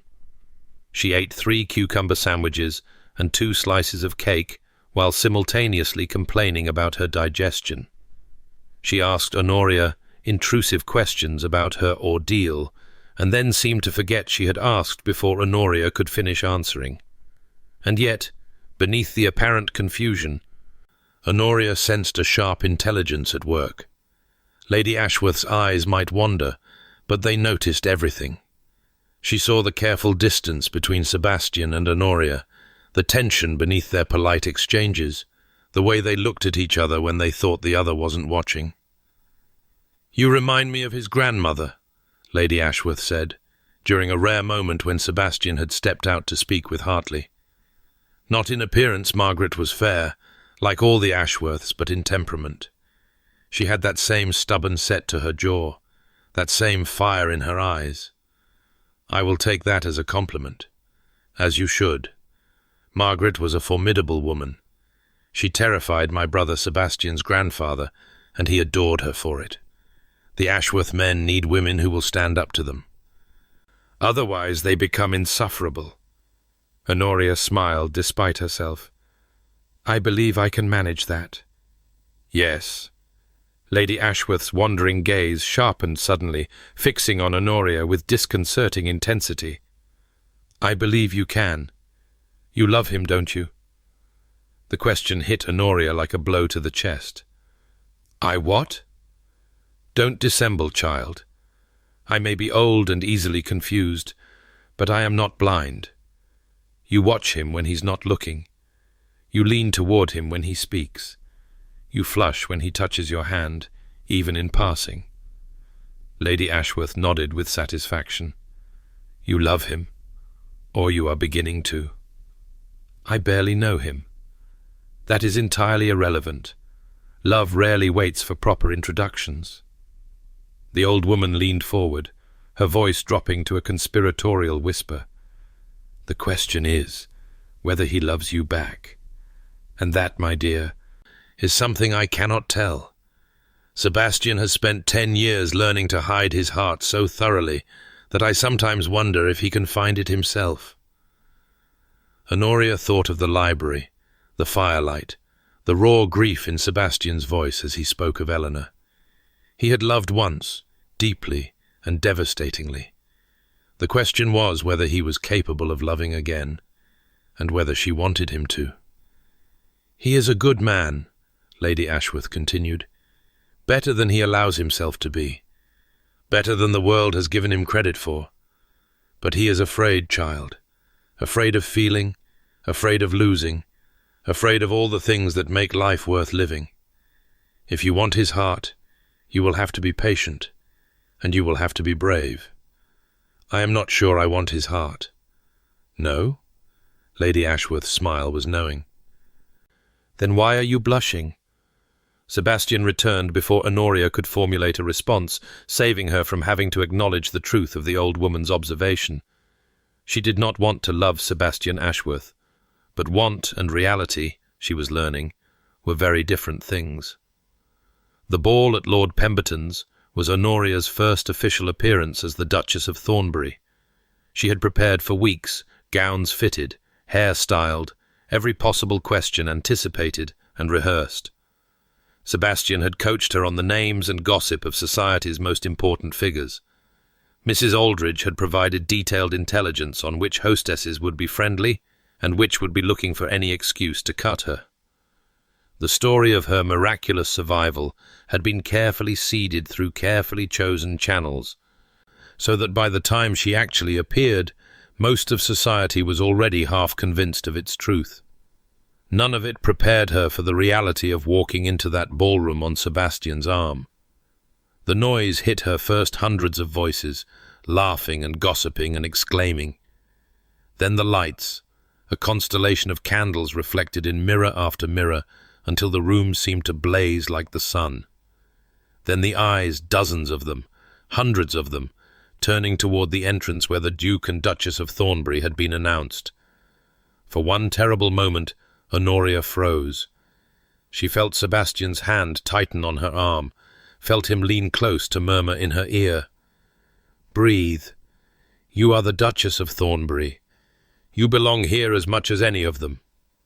They are all staring. They are curious. A dead woman walking among them is not an everyday occurrence. But you are not giving them a spectacle. You are giving them a duchess." His confidence steadied her. She lifted her chin, pasted a serene expression on her face, and allowed him to guide her into the crush. The next 2 hours were a blur of introductions and curtsies and carefully worded condolences. Honoria repeated her story so many times it began to feel almost true. The cold water, the kindly farmer, the months of confusion. She accepted expressions of sympathy and deflected probing questions with practiced vagueness. She danced with Sebastian twice, and with several other lords who requested introductions, moving through the figures mechanically, while her mind raced to keep track of names and faces and relationships. Through it all, Sebastian stayed close. He intercepted the most intrusive questioners, redirected conversations that threatened to become uncomfortable, and once, when a particularly aggressive dowager began demanding details about the mysterious cottage where Honoria had recovered physically, stepped between them and announced that his wife had promised him the next dance. "I had done no such thing," Honoria murmured as he led her onto the floor. "Consider it done retroactively. Lady Thornton was about to ask for the cottage's exact location, and I doubt you have prepared an answer. I could have invented one. I am certain you could. But why waste your energy on Lady Thornton when there are so many more important battles to fight tonight?" They moved through the figures of the dance, and Honoria found herself noticing, not for the first time, how well they fit together. He was taller than her, of course, but not uncomfortably so. His hand at her waist was warm and steady. His grey eyes never left her face. "You dance well," she said. "My grandmother insisted on lessons. She believed that a man who could not dance was a man who could not be trusted." "That seems like an unusual criterion for trustworthiness." "Perhaps. But I have noticed that men who are careless on the dance floor tend to be careless in other areas as well. The way a person moves reveals a great deal about their character." "And what does my movement reveal about mine?" Sebastian considered. "Precision. Control. A deep awareness of your surroundings and the people in them. But also tension. A readiness to flee at any moment. You dance like someone who expects the floor to drop out from under them." Honoria felt heat rise to her cheeks. "That is rather more observation than I was prepared for. I told you. I notice things." His hand tightened slightly at her waist. "You are doing beautifully tonight. I want you to know that. Whatever you may feel inside, to the world you are every inch a duchess." The compliment warmed her more than it should have. "Thank you. Do not thank me yet. The hard part is still to come." Before she could ask what he meant, the music ended, and from across the ballroom, cutting through the crowd with the inevitability of a storm, came Baron Blackwood, her father. Honoria felt her blood turn to ice. She had known this moment would come, had prepared for it, rehearsed responses, steeled herself against the inevitable confrontation. But seeing him now, his face twisted with barely concealed fury, all her preparation evaporated like morning mist. "Honoria." Her father's voice was cold, controlled. "How touching to see you alive and well, and so elegantly attired. One might almost forget that you spent 3 months letting your family believe you were rotting at the bottom of a lake." "Father." She was proud that her voice did not shake. "I am glad to see you too." "Are you? I wonder." Baron Blackwood's eyes swept over her with undisguised contempt. "I wonder if you spared a single thought for your family during your little adventure. For your brother, who wept at your funeral. For your father, who was forced to face society's pity and suspicion while you played at being what, exactly? A shop girl? A servant? I was recovering from a traumatic experience. Honoria fell back on her prepared story, her voice steady despite the churning in her stomach. I had no memory of who I was. Do not lie to me. Her father stepped closer, lowering his voice to a vicious hiss. I know what you did, girl. I know you ran like a coward rather than fulfill your duty to your family. Do you have any idea what your disappearance cost us? The scandal, the whispers, the doors that closed? I believe, Sebastian said, stepping smoothly between them, that this is neither the time nor the place for a family reunion. Baron Blackwood's eyes snapped to Sebastian, and Honoria saw something shift in his expression, calculation replacing fury, the practiced smile of a politician sliding into place. Your Grace, my apologies. The joy of seeing my daughter again has overwhelmed my sense of decorum. Indeed, Sebastian's voice was glacial. I would suggest you recover it before you say something you will regret. Your daughter is now the Duchess of Thornbury. Any insult to her is an insult to me. I meant no insult, Your Grace. You merely accosted my wife at a public ball and accused her of lying about her ordeal. An ordeal, I might add, that nearly killed her. Sebastian's hand found Honoria's, squeezing gently. I understand that you have grievances. I understand that the past months have been difficult.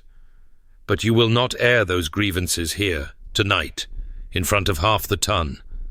You will call at Thornbury House tomorrow afternoon, and we will discuss the situation like civilized people. Is that understood? Baron Blackwood's jaw tightened, but he nodded. Of course, Your Grace. Tomorrow. He withdrew into the crowd, and Honoria released a breath she had not realized she was holding. Thank you, she whispered. Do not thank me yet. Sebastian's expression was grim. Tomorrow will be considerably worse. But for now, you have survived, and that is victory enough. The confrontation with her father the following afternoon was everything Honoria had dreaded, and more. He arrived precisely at 3 o'clock, was shown into the small drawing room where she and Sebastian waited, and proceeded to spend the next hour attempting to manipulate, berate, and intimidate her into apologizing for her unforgivable behavior. Honoria held her ground. She did not apologize. She did not explain. She did not give him the satisfaction of seeing her crumble. When he demanded to know how she could have been so selfish, she reminded him that he had sold her to a stranger without consulting her wishes. When he accused her of destroying his reputation, she pointed out that his gambling debts had done far more damage than her disappearance. When he threatened to expose her deception, she simply looked at Sebastian and let him respond. If you expose her, Sebastian said, his voice deadly quiet, you expose yourself as the father who drove his daughter to such desperate measures. You expose your debts, your mismanagement, your failure to provide for your family, and you will find yourself cut off from every source of credit and connection in London. I will see to it personally. Baron Blackwood left without achieving any of his objectives. At the door, he turned to look at his daughter one last time, and something in his expression, some mixture of fury and bewilderment, and perhaps beneath it all, the faintest hint of grudging respect, told her that he had finally begun to see her. Not as a pawn, not as a commodity, but as a person capable of defying him. It was not forgiveness, and it was not love, but it was something. After he was gone, Honoria sat in the drawing room and stared at the closed door, feeling the tension slowly drain from her body. You did well, Sebastian said quietly. I feel ill. That is normal. Standing up to someone who has controlled your entire life is not meant to feel comfortable. He moved to sit beside her, closer than propriety strictly allowed, close enough that she could feel the warmth of his body through her gown. But you did it. You faced him, and you did not break. I wanted to. I know, but you didn't. His hand found hers, and he laced their fingers together with a gentleness that made her chest ache. You are stronger than you realize, Honoria. Stronger than anyone has ever given you credit for. She looked at their joined hands, at the gold wedding band on her finger, the physical symbol of the arrangement that had become something far more complicated than either of them had anticipated. Sebastian. Yes? But she could not find the words, could not articulate the tangle of emotions that had been growing inside her for weeks, the gratitude and the resentment, the attraction and the fear, the dawning realization that she might be falling in love with the man she had once fled across the country to escape. Instead, she simply tightened her grip on his hand and let the silence speak for her. The weeks that followed were the happiest Honoria had known since her mother's death. She and Sebastian fell into a rhythm breakfast together in the morning room. Conversation over the newspapers, afternoons spent in their respective pursuits, she in the library, he in his study, evenings at social events where they presented a united front to an increasingly accepting society. The story of her miraculous survival had taken hold, embellished by repetition into something almost romantic, and the Ton had decided that the tragic tale of the drowned bride restored to her groom was far more interesting than any scandal. More importantly, the barriers between them continued to fall. Sebastian laughed more often now, not the cold, sardonic sound she had first heard in Saltmere, but genuine amusement that transformed his face into something approaching warmth. He sought her opinion on estate matters and actually listened to her suggestions. He brought her books he thought she might enjoy and asked her thoughts on them afterward. He touched her more frequently, a hand on her back, fingers brushing her arm, small gestures that felt increasingly natural. And at night, when the house fell silent and propriety's rules seemed far away, they talked. In the library, by firelight, they shared the stories of their lives. Sebastian told her about his childhood, a distant father, a fragile mother, a grandmother who had been more parent than either. Honoria told him about her mother's death, her father's transformation, the slow erosion of her sense of self. They spoke of books and philosophy and politics, arguing passionately about reform bills and women's education and whether Wordsworth was a genius or a fraud. Honoria found herself looking forward to these conversations more than anything else in her life, more than the balls and dinners, more than her growing library of books, more than the beautiful gowns and the elegant rooms and all the trappings of her new position. What she wanted, she realized with growing clarity, was him. The wanting terrified her. Wanting made her vulnerable. Wanting gave him power over her, the power to disappoint, to withdraw, to become yet another person who saw her as useful rather than real. She had spent her entire life being wanted for what she could provide, and here she was, wanting someone for who he was. It felt like standing on the edge of a cliff, waiting for the ground to crumble. The pregnancy announced itself with morning illness that Honoria initially attributed to bad oysters. When the illness continued for a week, she began to suspect. When it persisted for a second week, she sent for a physician. And when the physician confirmed what she already knew, she sat in her beautiful blue bedroom and stared at the wall and tried to remember how to breathe. She was pregnant. She was carrying Sebastian's child. The irony was not lost on her. She had married him to give him heirs that had been the entire point of their arrangement, the price of his protection and silence. And now that she had fulfilled her part of the bargain, now that she had provided the one thing he truly needed from her, she found she did not want to be needed. She wanted to be wanted. The distinction had never seemed more important. She did not tell Sebastian immediately. She told herself she was waiting for the right moment, for a quiet evening when they could discuss the implications without interruption. But the truth was darker. She was afraid of how he would react. afraid that the news would transform their growing closeness into something transactional again. Afraid that now that she had given him what he wanted, he would retreat behind his walls and leave her outside, pregnant and alone. The fear festered inside her for 3 days. 3 days of carefully avoiding any topic that might lead to the subject. 3 days of forcing smiles and normal conversation, while her mind raced with terrible possibilities. On the 4th day, she overheard him. She had been looking for a particular book one Sebastian had mentioned the previous evening, and had ventured into the corridor outside his study, where she knew he kept some volumes. She did not mean to eavesdrop. But when she heard her name, she froze. "The Duchess's condition," Sebastian was saying. "I trust you will handle the legal implications." "Of course, Your Grace." The second voice belonged to his solicitor, Mr. Hartley.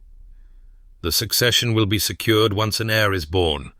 Your original provisions regarding the Duchess's separate establishment can be set aside, yes.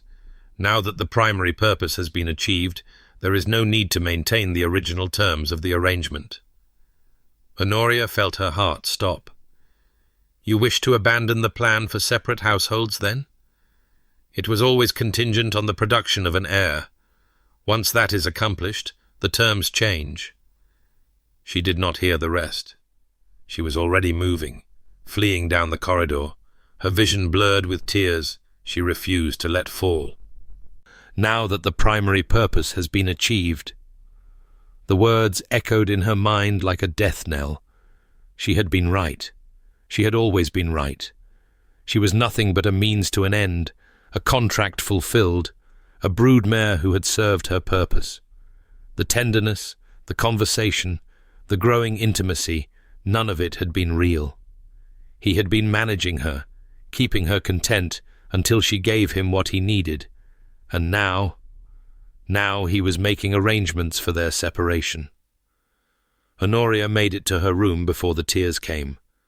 She locked the door, sank onto the bed, and cried for her mother, for herself, for the fool she had been to think that the Stone Duke could ever truly want her for anything but her utility. When the tears stopped, the anger came. She was done. Done being invisible, done being used, done waiting for someone to see her value beyond what she could provide. She had escaped her father's house rather than submit to a loveless marriage, and she would escape this one too legitimately, this time with the dignity of a duchess and the protection of her position. She sent for Mrs. Aldridge and began making arrangements. By the time Sebastian came looking for her that evening, she had already packed a trunk and dispatched a footman to prepare the travelling coach. "Honoria?" He knocked on her door, his voice carrying easily through the wood. "The servant said you were unwell. May I come in?" She opened the door herself. His expression shifted from concern to confusion as he took in her travelling dress, her packed trunk, the general air of departure that hung over the room. "What is this?" "I am leaving." She was proud of how steady her voice sounded. "I am going to Thornbury Park, your estate in Yorkshire. I will reside there until the child is born, and for a suitable period afterward. Then we can discuss the terms of our permanent separation." Sebastian's face went white. "Honoria." "I heard you." The words came out sharper than she intended. "With your solicitor, discussing how the primary purpose had been achieved and the original terms could be set aside. Discussing separate establishments. That is not— do not lie to me." Her composure cracked, and she heard her voice rise. "I have been lied to my entire life. By my father, by society, by everyone who told me that if I was quiet enough and good enough and useful enough, I would eventually be loved. I believed you were different. I believed the conversations, the laughter, the way you looked at me, and the whole time you were simply waiting for me to fulfill my purpose so you could be rid of me. That is not what I meant." Sebastian stepped forward, his hands raised as if approaching a frightened animal. "Honoria, please, let me explain." There is nothing to explain. The terms were clear from the beginning. You wanted an heir. I have given you one, or will, in 7 months' time. The contract is fulfilled. You are free to return to your cold, solitary existence, and I am free to— I was telling Hartley to cancel the arrangements.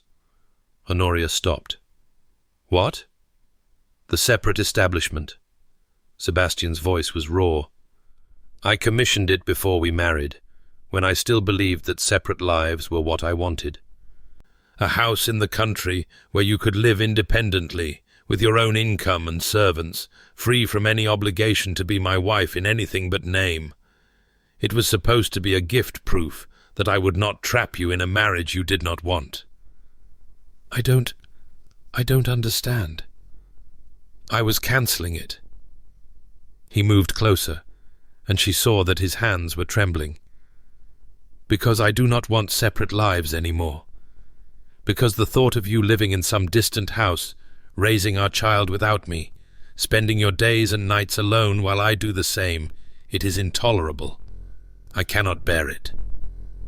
But you said the primary purpose.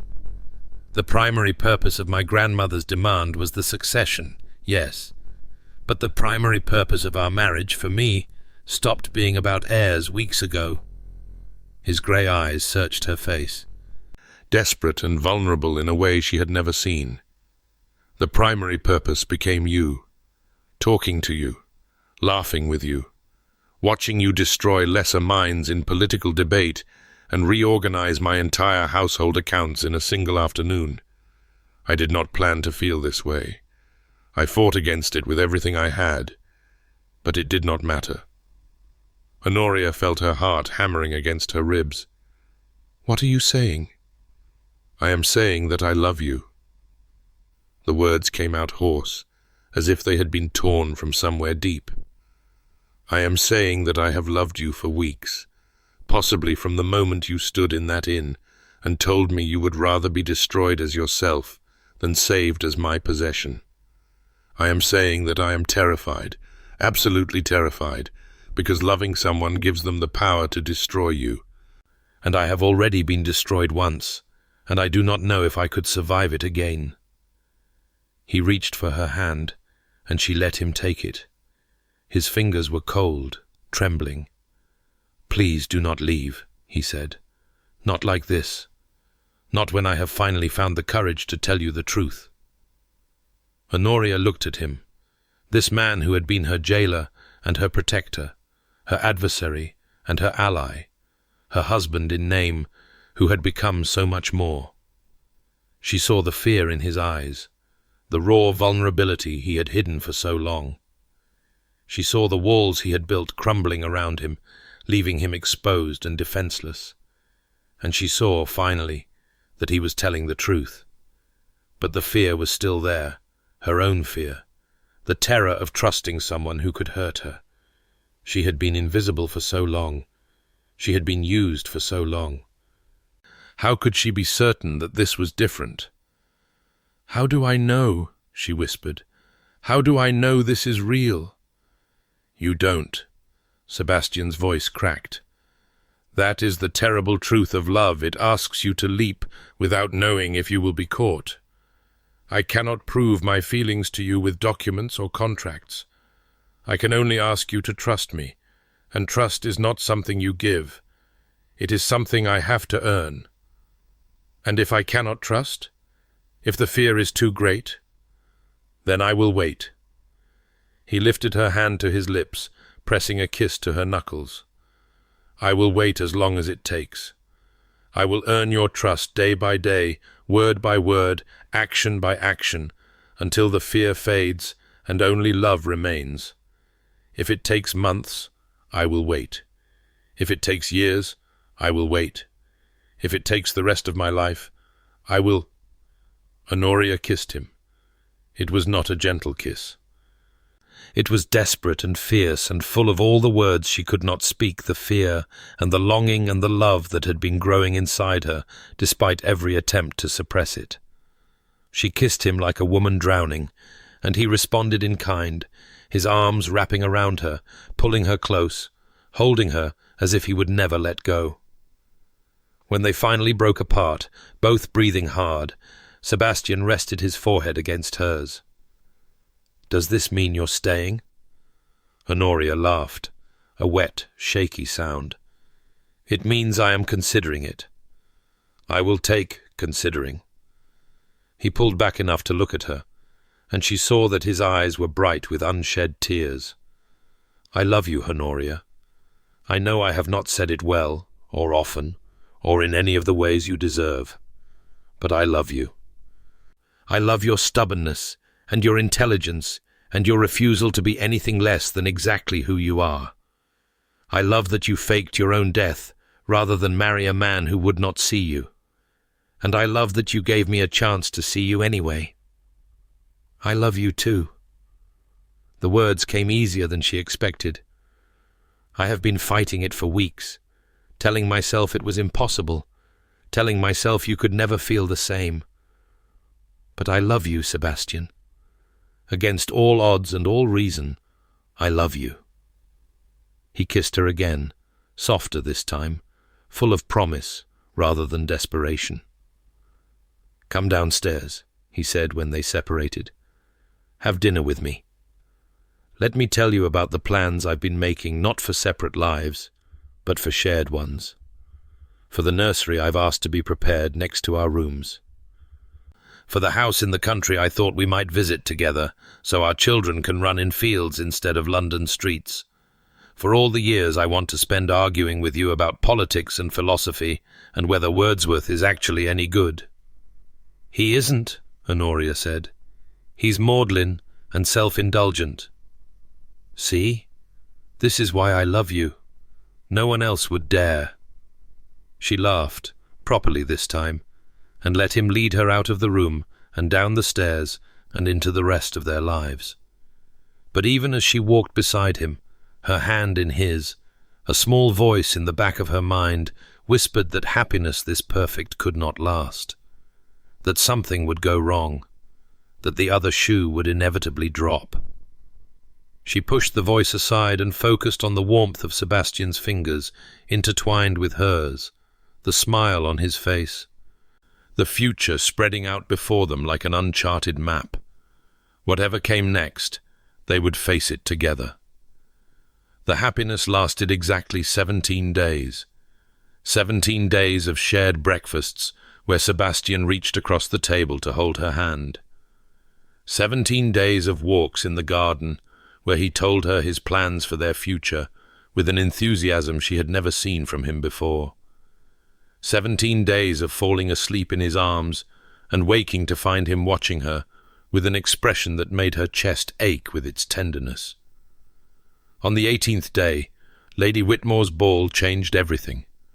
Honoria had been feeling unwell all afternoon. The morning sickness had expanded to encompass most of the day, leaving her pale and exhausted despite her best efforts to appear otherwise. Sebastian had offered to send their regrets, but she had insisted on attending. Lady Whitmore was one of society's most influential hostesses, and their appearance at her ball would cement Honoria's acceptance in the ton. She regretted the decision almost immediately upon arriving. The ballroom was stifling, overcrowded with bodies and blazing with too many candles. The smell of perfume and perspiration turned Honoria's already delicate stomach. She clung to Sebastian's arm and tried to focus on breathing, on smiling, on being the Duchess she was supposed to be. "You look pale," Sebastian murmured, his lips close to her ear. "We should leave." "Not yet. Just give me a moment." But the moment stretched into minutes, and the minutes brought no relief. The room seemed to spin around her, faces blurring into a carousel of powdered cheeks and artificial smiles. She heard her name being called from somewhere distant and could not summon the strength to respond. Then she saw him, a man she did not recognize, tall, fair-haired, with the kind of blandly handsome face that populated half the ballrooms in London. He was watching her from across the room with an intensity that cut through her fog of nausea like a blade. When their eyes met, he smiled. It was not a pleasant smile. He began moving toward them, cutting through the crowd with purpose. Honoria felt Sebastian stiffen beside her, felt his hand tighten on her arm. "Who is that?" she asked. "Reginald Ashworth." Sebastian's voice had gone cold in a way she had not heard since Saltmere. "My cousin. My heir, until recently." The man reached them before Honoria could respond. Up close, she could see the resemblance to Sebastian, the same aristocratic bone structure, the same height and build. But where Sebastian's coldness was armor against a world that had wounded him, this man's smile held something altogether different. Something predatory. "Cousin." Reginald's voice was smooth, pleasant, utterly insincere. "How delightful to see you. And this must be the famous Duchess, the dead woman walking. Society has talked of little else for weeks." "Reginald." Sebastian's tone could have frozen the Thames.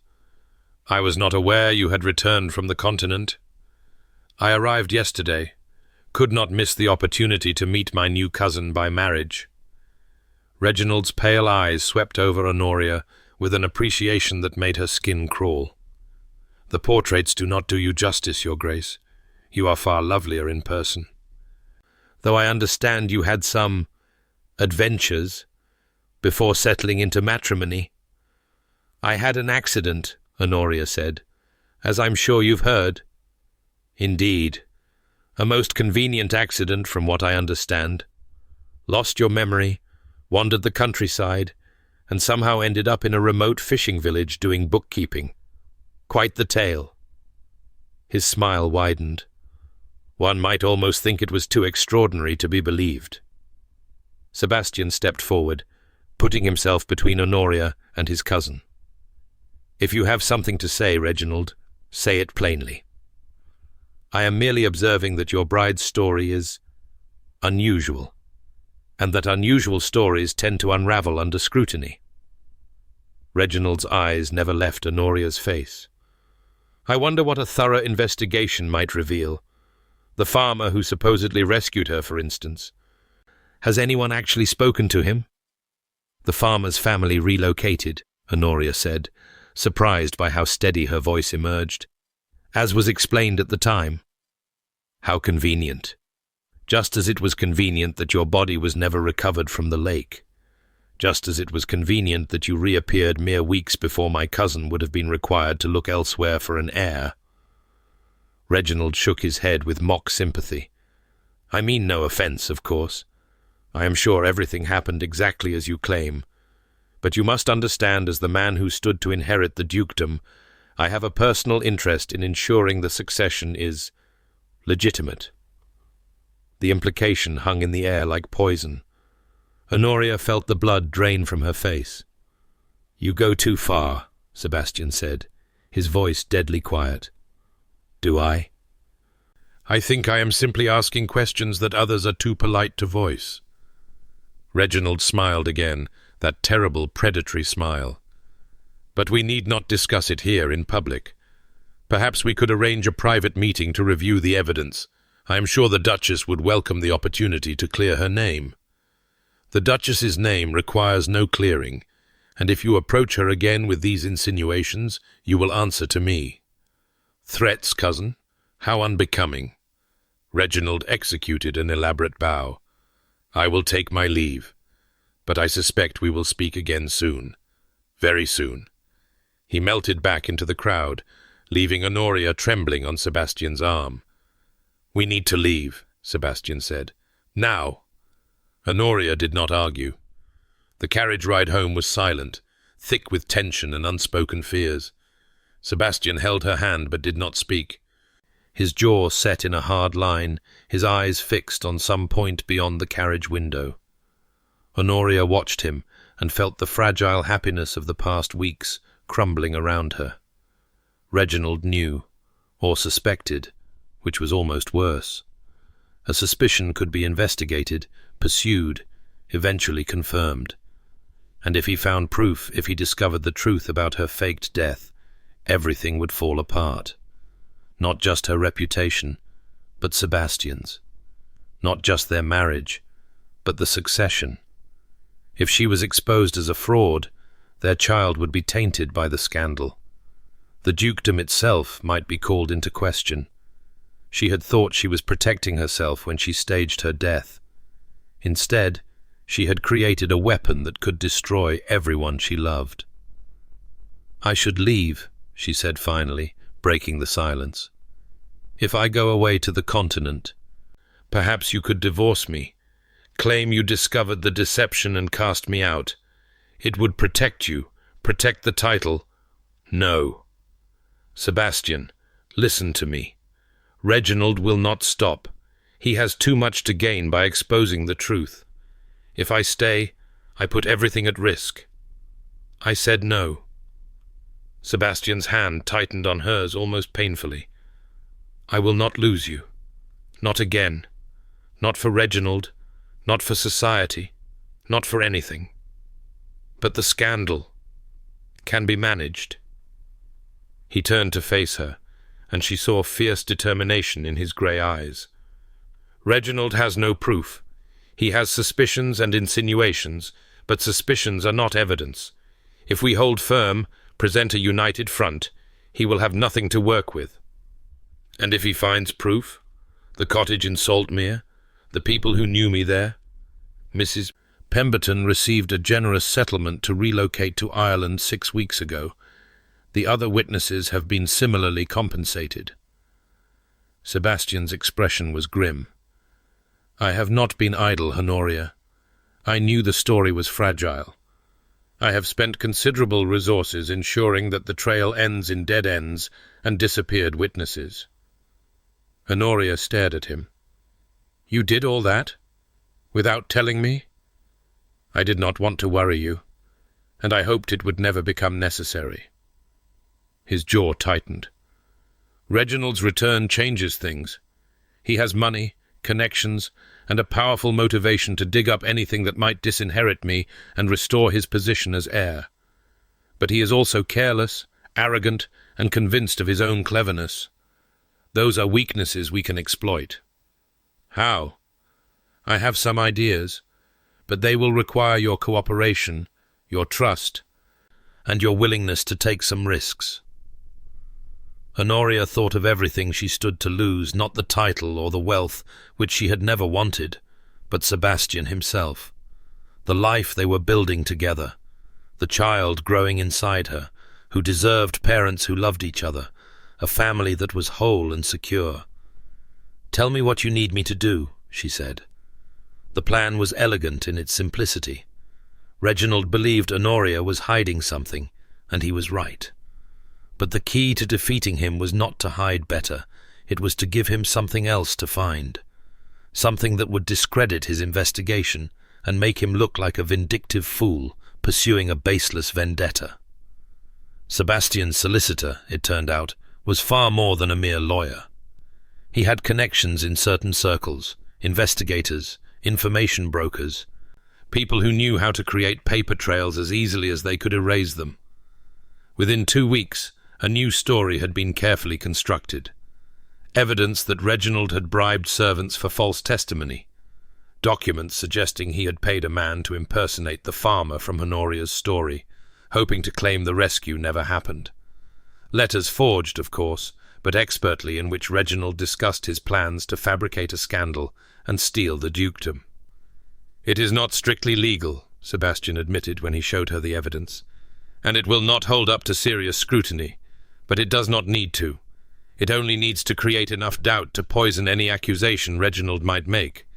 If he comes forward with claims about your past, we will respond with claims about his conspiracy. The ton will not know who to believe, and when the ton is confused, they tend to side with whoever has more power and better breeding. Which is you? Which is us?" He took her hands in his. "This is a gamble, Honoria. If Reginald is smarter than I think, if he has resources I do not know about, it could backfire. But I believe it is our best chance, and I will not make this decision without you." Honoria considered. The plan was dangerous, morally questionable, and relied on a level of deception that made her uncomfortable. But it was also clever, practical, and born of a desperate desire to protect what they had built together. "Do it," she said, "whatever it takes to keep our family safe." The confrontation came 3 weeks later at a dinner party hosted by the Duke of Clarence. Reginald had been busy in the intervening weeks. Honoria had heard rumours of his investigations, his pointed questions about her past, his none too subtle implications in drawing rooms across London. Society was beginning to whisper again, the delicious scandal of her resurrection overshadowed by darker speculation about what she might truly be hiding. But Sebastian had been busy too. When Reginald approached them at the Clarence dinner, his smile was sharper than before, his confidence radiating from every pore. He had found something, Honoria realized, or thought he had. Cousin's wife. He made the title sound like an insult. "I trust you have been well?" "Well enough," Sebastian said. "Though I understand you have been making yourself a nuisance in our absence. I prefer to think of it as seeking the truth." Reginald's pale eyes glittered. "And I have been quite successful, as it happens. I have uncovered some fascinating details about Her Grace's mysterious disappearance, details that I think society would find most illuminating." "Have you indeed?" "I have witnesses who will swear that no farmer's son pulled her from any lake. I have testimony from innkeepers who remember a young woman matching her description, travelling alone under a false name months before her supposed accident." Reginald's smile widened. "I have, in short, proof that the Duchess of Thornbury staged her own death and deceived all of London. Imagine what the scandal sheets will make of that." Around them, the dinner guests had gone quiet. Honoria could feel dozens of eyes turning toward them, ears straining to catch every word. Her heart hammered against her ribs, but she kept her expression serene. "That is a serious accusation," Sebastian said, his voice carrying easily through the silent room. "I hope you have evidence to support it. False accusations against a duchess carry significant consequences." "I have evidence. Plenty of evidence." "Then you will have no objection to sharing it." Sebastian raised his voice slightly, ensuring everyone in the room could hear. "In fact, I insist that you share it. Here, now. Let us examine this evidence together and see if it withstands scrutiny." Reginald's smile flickered. "I hardly think a dinner party is the appropriate venue." "On the contrary, I think it is the perfect venue. You have spent weeks spreading innuendo and suspicion about my wife. You have damaged her reputation with whispers and implications. Now you claim to have proof." Sebastian's expression was cold, implacable. "Produce it. Let everyone see the quality of your evidence, unless, of course, you are afraid it will not survive examination." The room held its breath. Honoria watched Reginald's face, watched the calculation flickering behind his eyes. He had expected Sebastian to retreat, to negotiate, to offer terms in exchange for silence. He had not expected a direct challenge. "Very well." Reginald reached into his coat and produced a sheaf of papers. Statements from witnesses, letters, a detailed account of Her Grace's movements during the months of her supposed memory loss. All of it points to deliberate deception. Sebastian took the papers and examined them with apparent interest. After a moment he laughed. It was a cold, cutting sound that made Honoria's blood run cold, not because it was directed at her, but because she recognized it as a weapon. "This is your evidence? Statements from a man who has been in debtor's prison twice in the past year, bought for what? £20? 30? Letters in a handwriting that bears no resemblance to my wife's or anyone in her household? A detailed account compiled by an investigator who, as it happens, has been dismissed from 3 previous positions for fabricating evidence?" Reginald paled. "I do not know what you—" "I know exactly what I'm talking about." Sebastian's voice was deadly. "I know because I have been conducting my own investigation.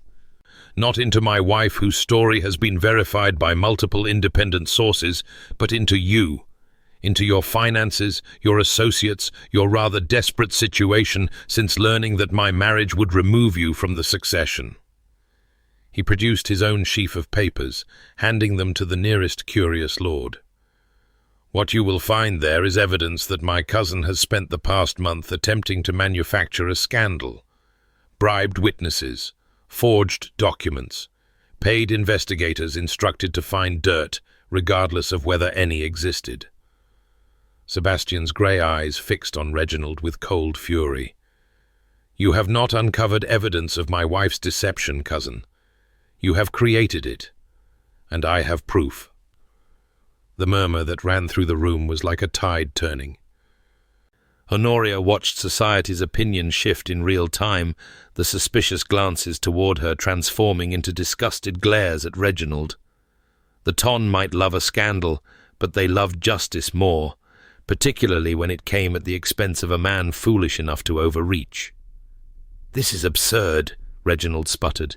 "These documents are forgeries." "Are they? Then you will have no objection to a thorough examination. I am sure the magistrate will be most interested in determining whose evidence is genuine and whose is manufactured." Sebastian smiled, and it was the coldest expression Honoria had ever seen. "Of course, such an examination would likely uncover other interesting details about your activities. Your gambling debts, for instance. Your arrangement with certain moneylenders of questionable reputation. The reason you fled to the continent in such haste 3 years ago." Reginald's face had gone the colour of old parchment. Whatever secrets he was hiding, they were clearly worse than Honoria's. "I suggest," Sebastian continued, his voice silky, "that you reconsider your current course of action. Withdraw your accusations. Apologize publicly to my wife for the distress you have caused, and remove yourself from London for an extended period, the continent perhaps, since you seem so fond of it. And if I refuse, then I will destroy you." Sebastian spoke the words without heat, without drama, as simple statements of fact. "I will expose every secret you have hidden, call in every debt you owe, and use every ounce of my influence to ensure that no door in England ever opens to you again. You will be ruined utterly and completely, and you will have no one to blame but yourself." The silence that followed was absolute. Reginald looked around the room, searching for allies, for support, for anyone who might take his side against the Duke's implacable fury. He found nothing but averted eyes and closed expressions. "I seem to have been misinformed," he said finally, the words emerging through gritted teeth. "I apologize for any distress I may have caused Her Grace. My concerns were genuine, if misguided." "I accept your apology," Honoria said, her voice clear and steady. "I understand that the circumstances of my return were unusual. I hold no grudge against someone seeking the truth." It was a generous response, and she saw the surprise in Reginald's eyes, surprise and perhaps the faintest hint of shame. Whatever he had expected from the woman he had tried to destroy, Grace was clearly not it. "I believe I will take my cousin's advice," Reginald continued, not quite meeting anyone's eyes. "The continent has much to recommend it. I will depart within the week." He turned and left the room without another word. The aftermath was almost anticlimactic.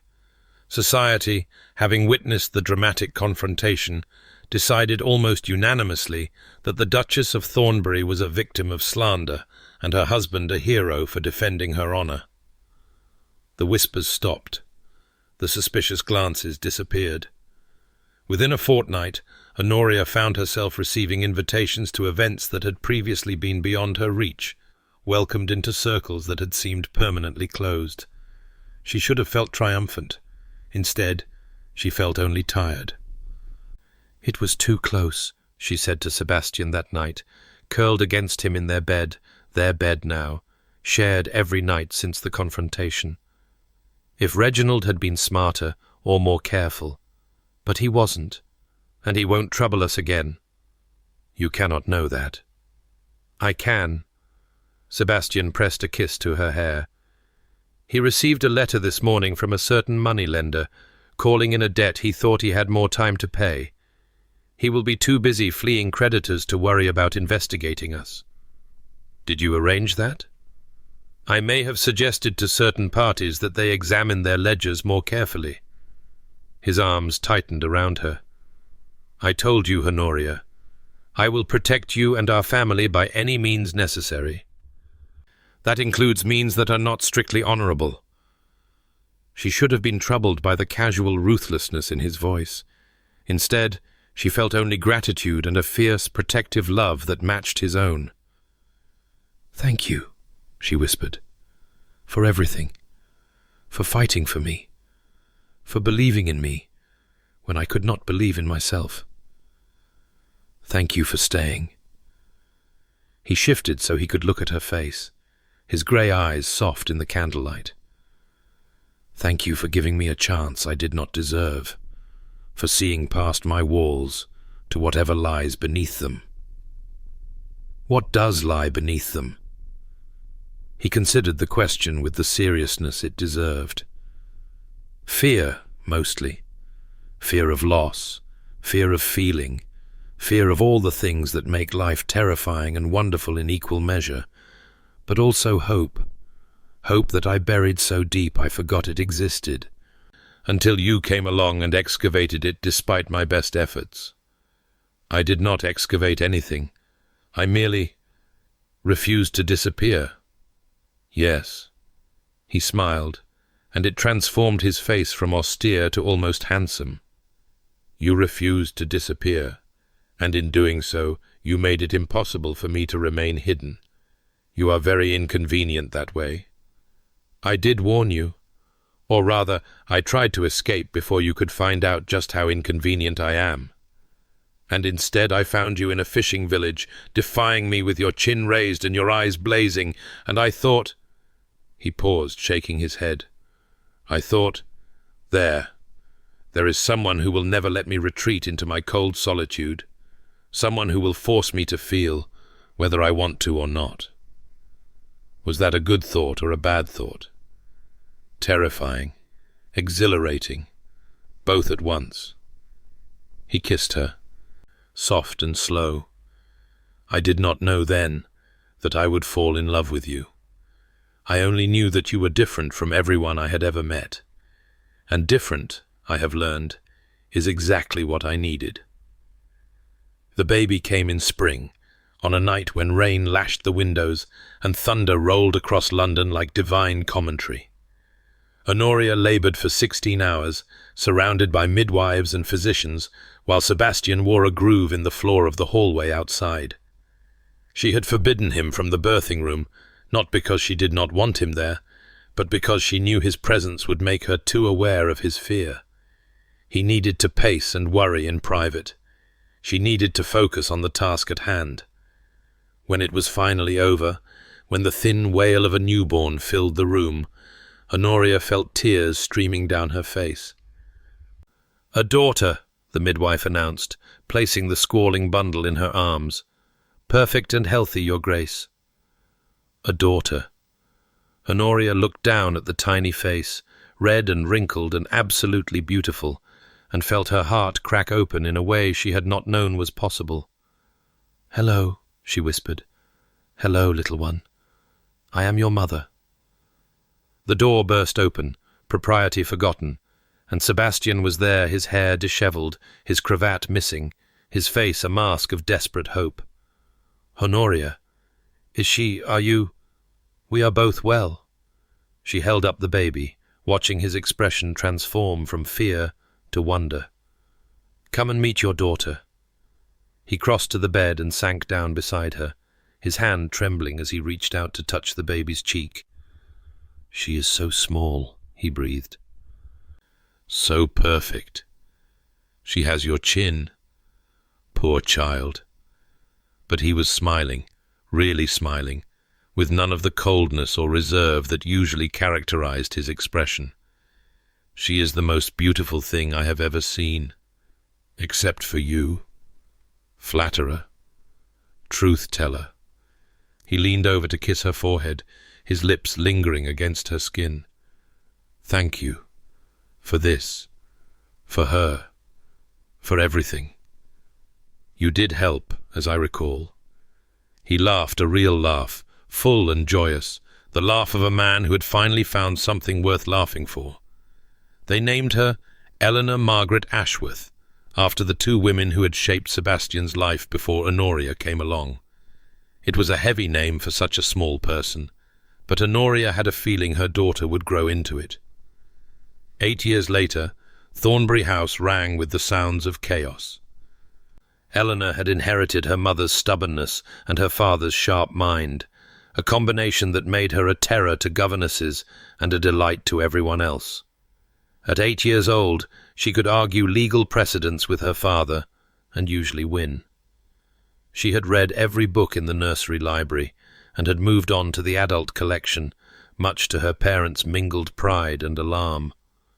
Behind her came Charlotte, 6 years old, and already showing signs of becoming the family peacemaker. Where Eleanor charged forward, Charlotte smoothed feathers. Where Eleanor argued, Charlotte negotiated. She had Sebastian's grey eyes and Honoria's auburn hair, and she possessed an uncanny ability to get whatever she wanted simply by asking nicely. Then there was Margaret Maggie, 4 years old and utterly wild. She had learned to walk by running and had not slowed down since. The gardeners knew her by name. The stable hands saved her treats. She had once climbed the trellis to the second-floor balcony just to see if she could, giving her mother approximately 15 new grey hairs in the process. And finally, bringing up the rear with all the dignity of a young lord already aware of his position, came 2-year-old James.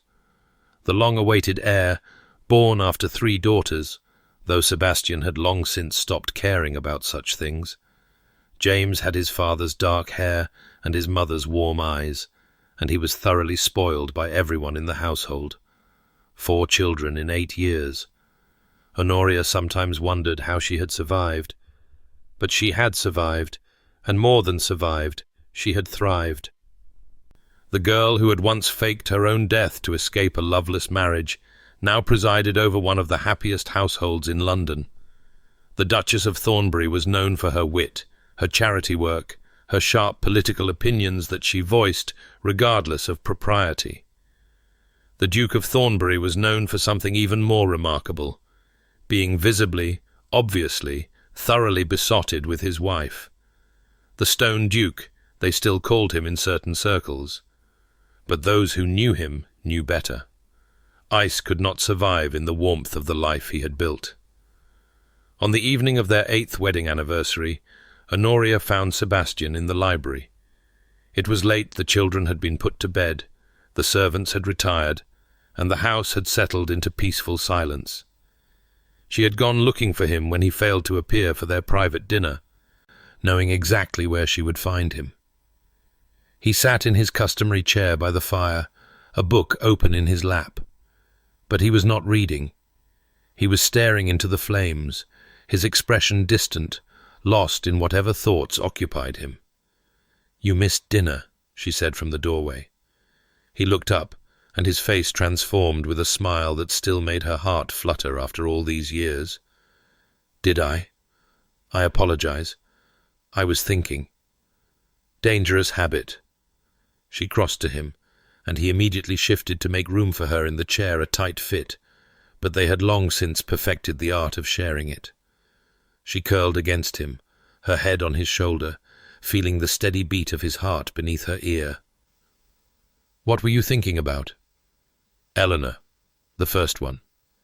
He was quiet for a moment. "Today is the anniversary of her death as well as our wedding. Did you know that?" Honoria shook her head. "You never mentioned it." "I never thought to. For years, this day was only about mourning, about marking the moment I lost her. But now," he pressed his lips to her hair, "now it is also about finding you, about the life we have built together. I do not know how to hold both things at once, the grief and the joy. Perhaps you do not have to choose. Perhaps they can coexist. Is that possible? To mourn what was lost while celebrating what was found. Honoria thought of her mother, whose death had shaped so much of her life, of the father whose cruelty had driven her to desperate measures, of the girl she had been when she faked her own death, lonely, invisible, certain that she would never be truly seen or loved. That girl had not died in the lake, no matter what the world believed. She had been transformed, slowly, painfully, into the woman Honoria was now. A woman with a husband who loved her, children who needed her, a life that exceeded anything she had dared to imagine. "I think," she said slowly, "that we carry our griefs with us, whether we want to or not. They become part of who we are, but they do not have to define us. We can acknowledge the pain of the past while embracing the joy of the present. We can honor what we lost by living fully, loving completely, refusing to let fear steal the happiness that is ours for the taking." Sebastian was quiet for a long moment. Then he tilted her chin up and kissed her, soft and sweet, and full of all the words he could not speak. "When did you become so wise?" he murmured against her lips. "I married a man who forced me to confront my fears. Wisdom was a necessary survival mechanism." He laughed, and the sound of it, free, unguarded, genuine, was the most beautiful thing she had ever heard. "I love you," he said. "Have I mentioned that today?" "Only 7 or 8 times. I was beginning to feel neglected. Unacceptable. I love you. I love your stubbornness and your intelligence and your complete inability to suffer fools. I love that you argue with me about politics at breakfast and philosophy at dinner. I love that you have given me 4 children who are exactly as difficult as you promised they would be.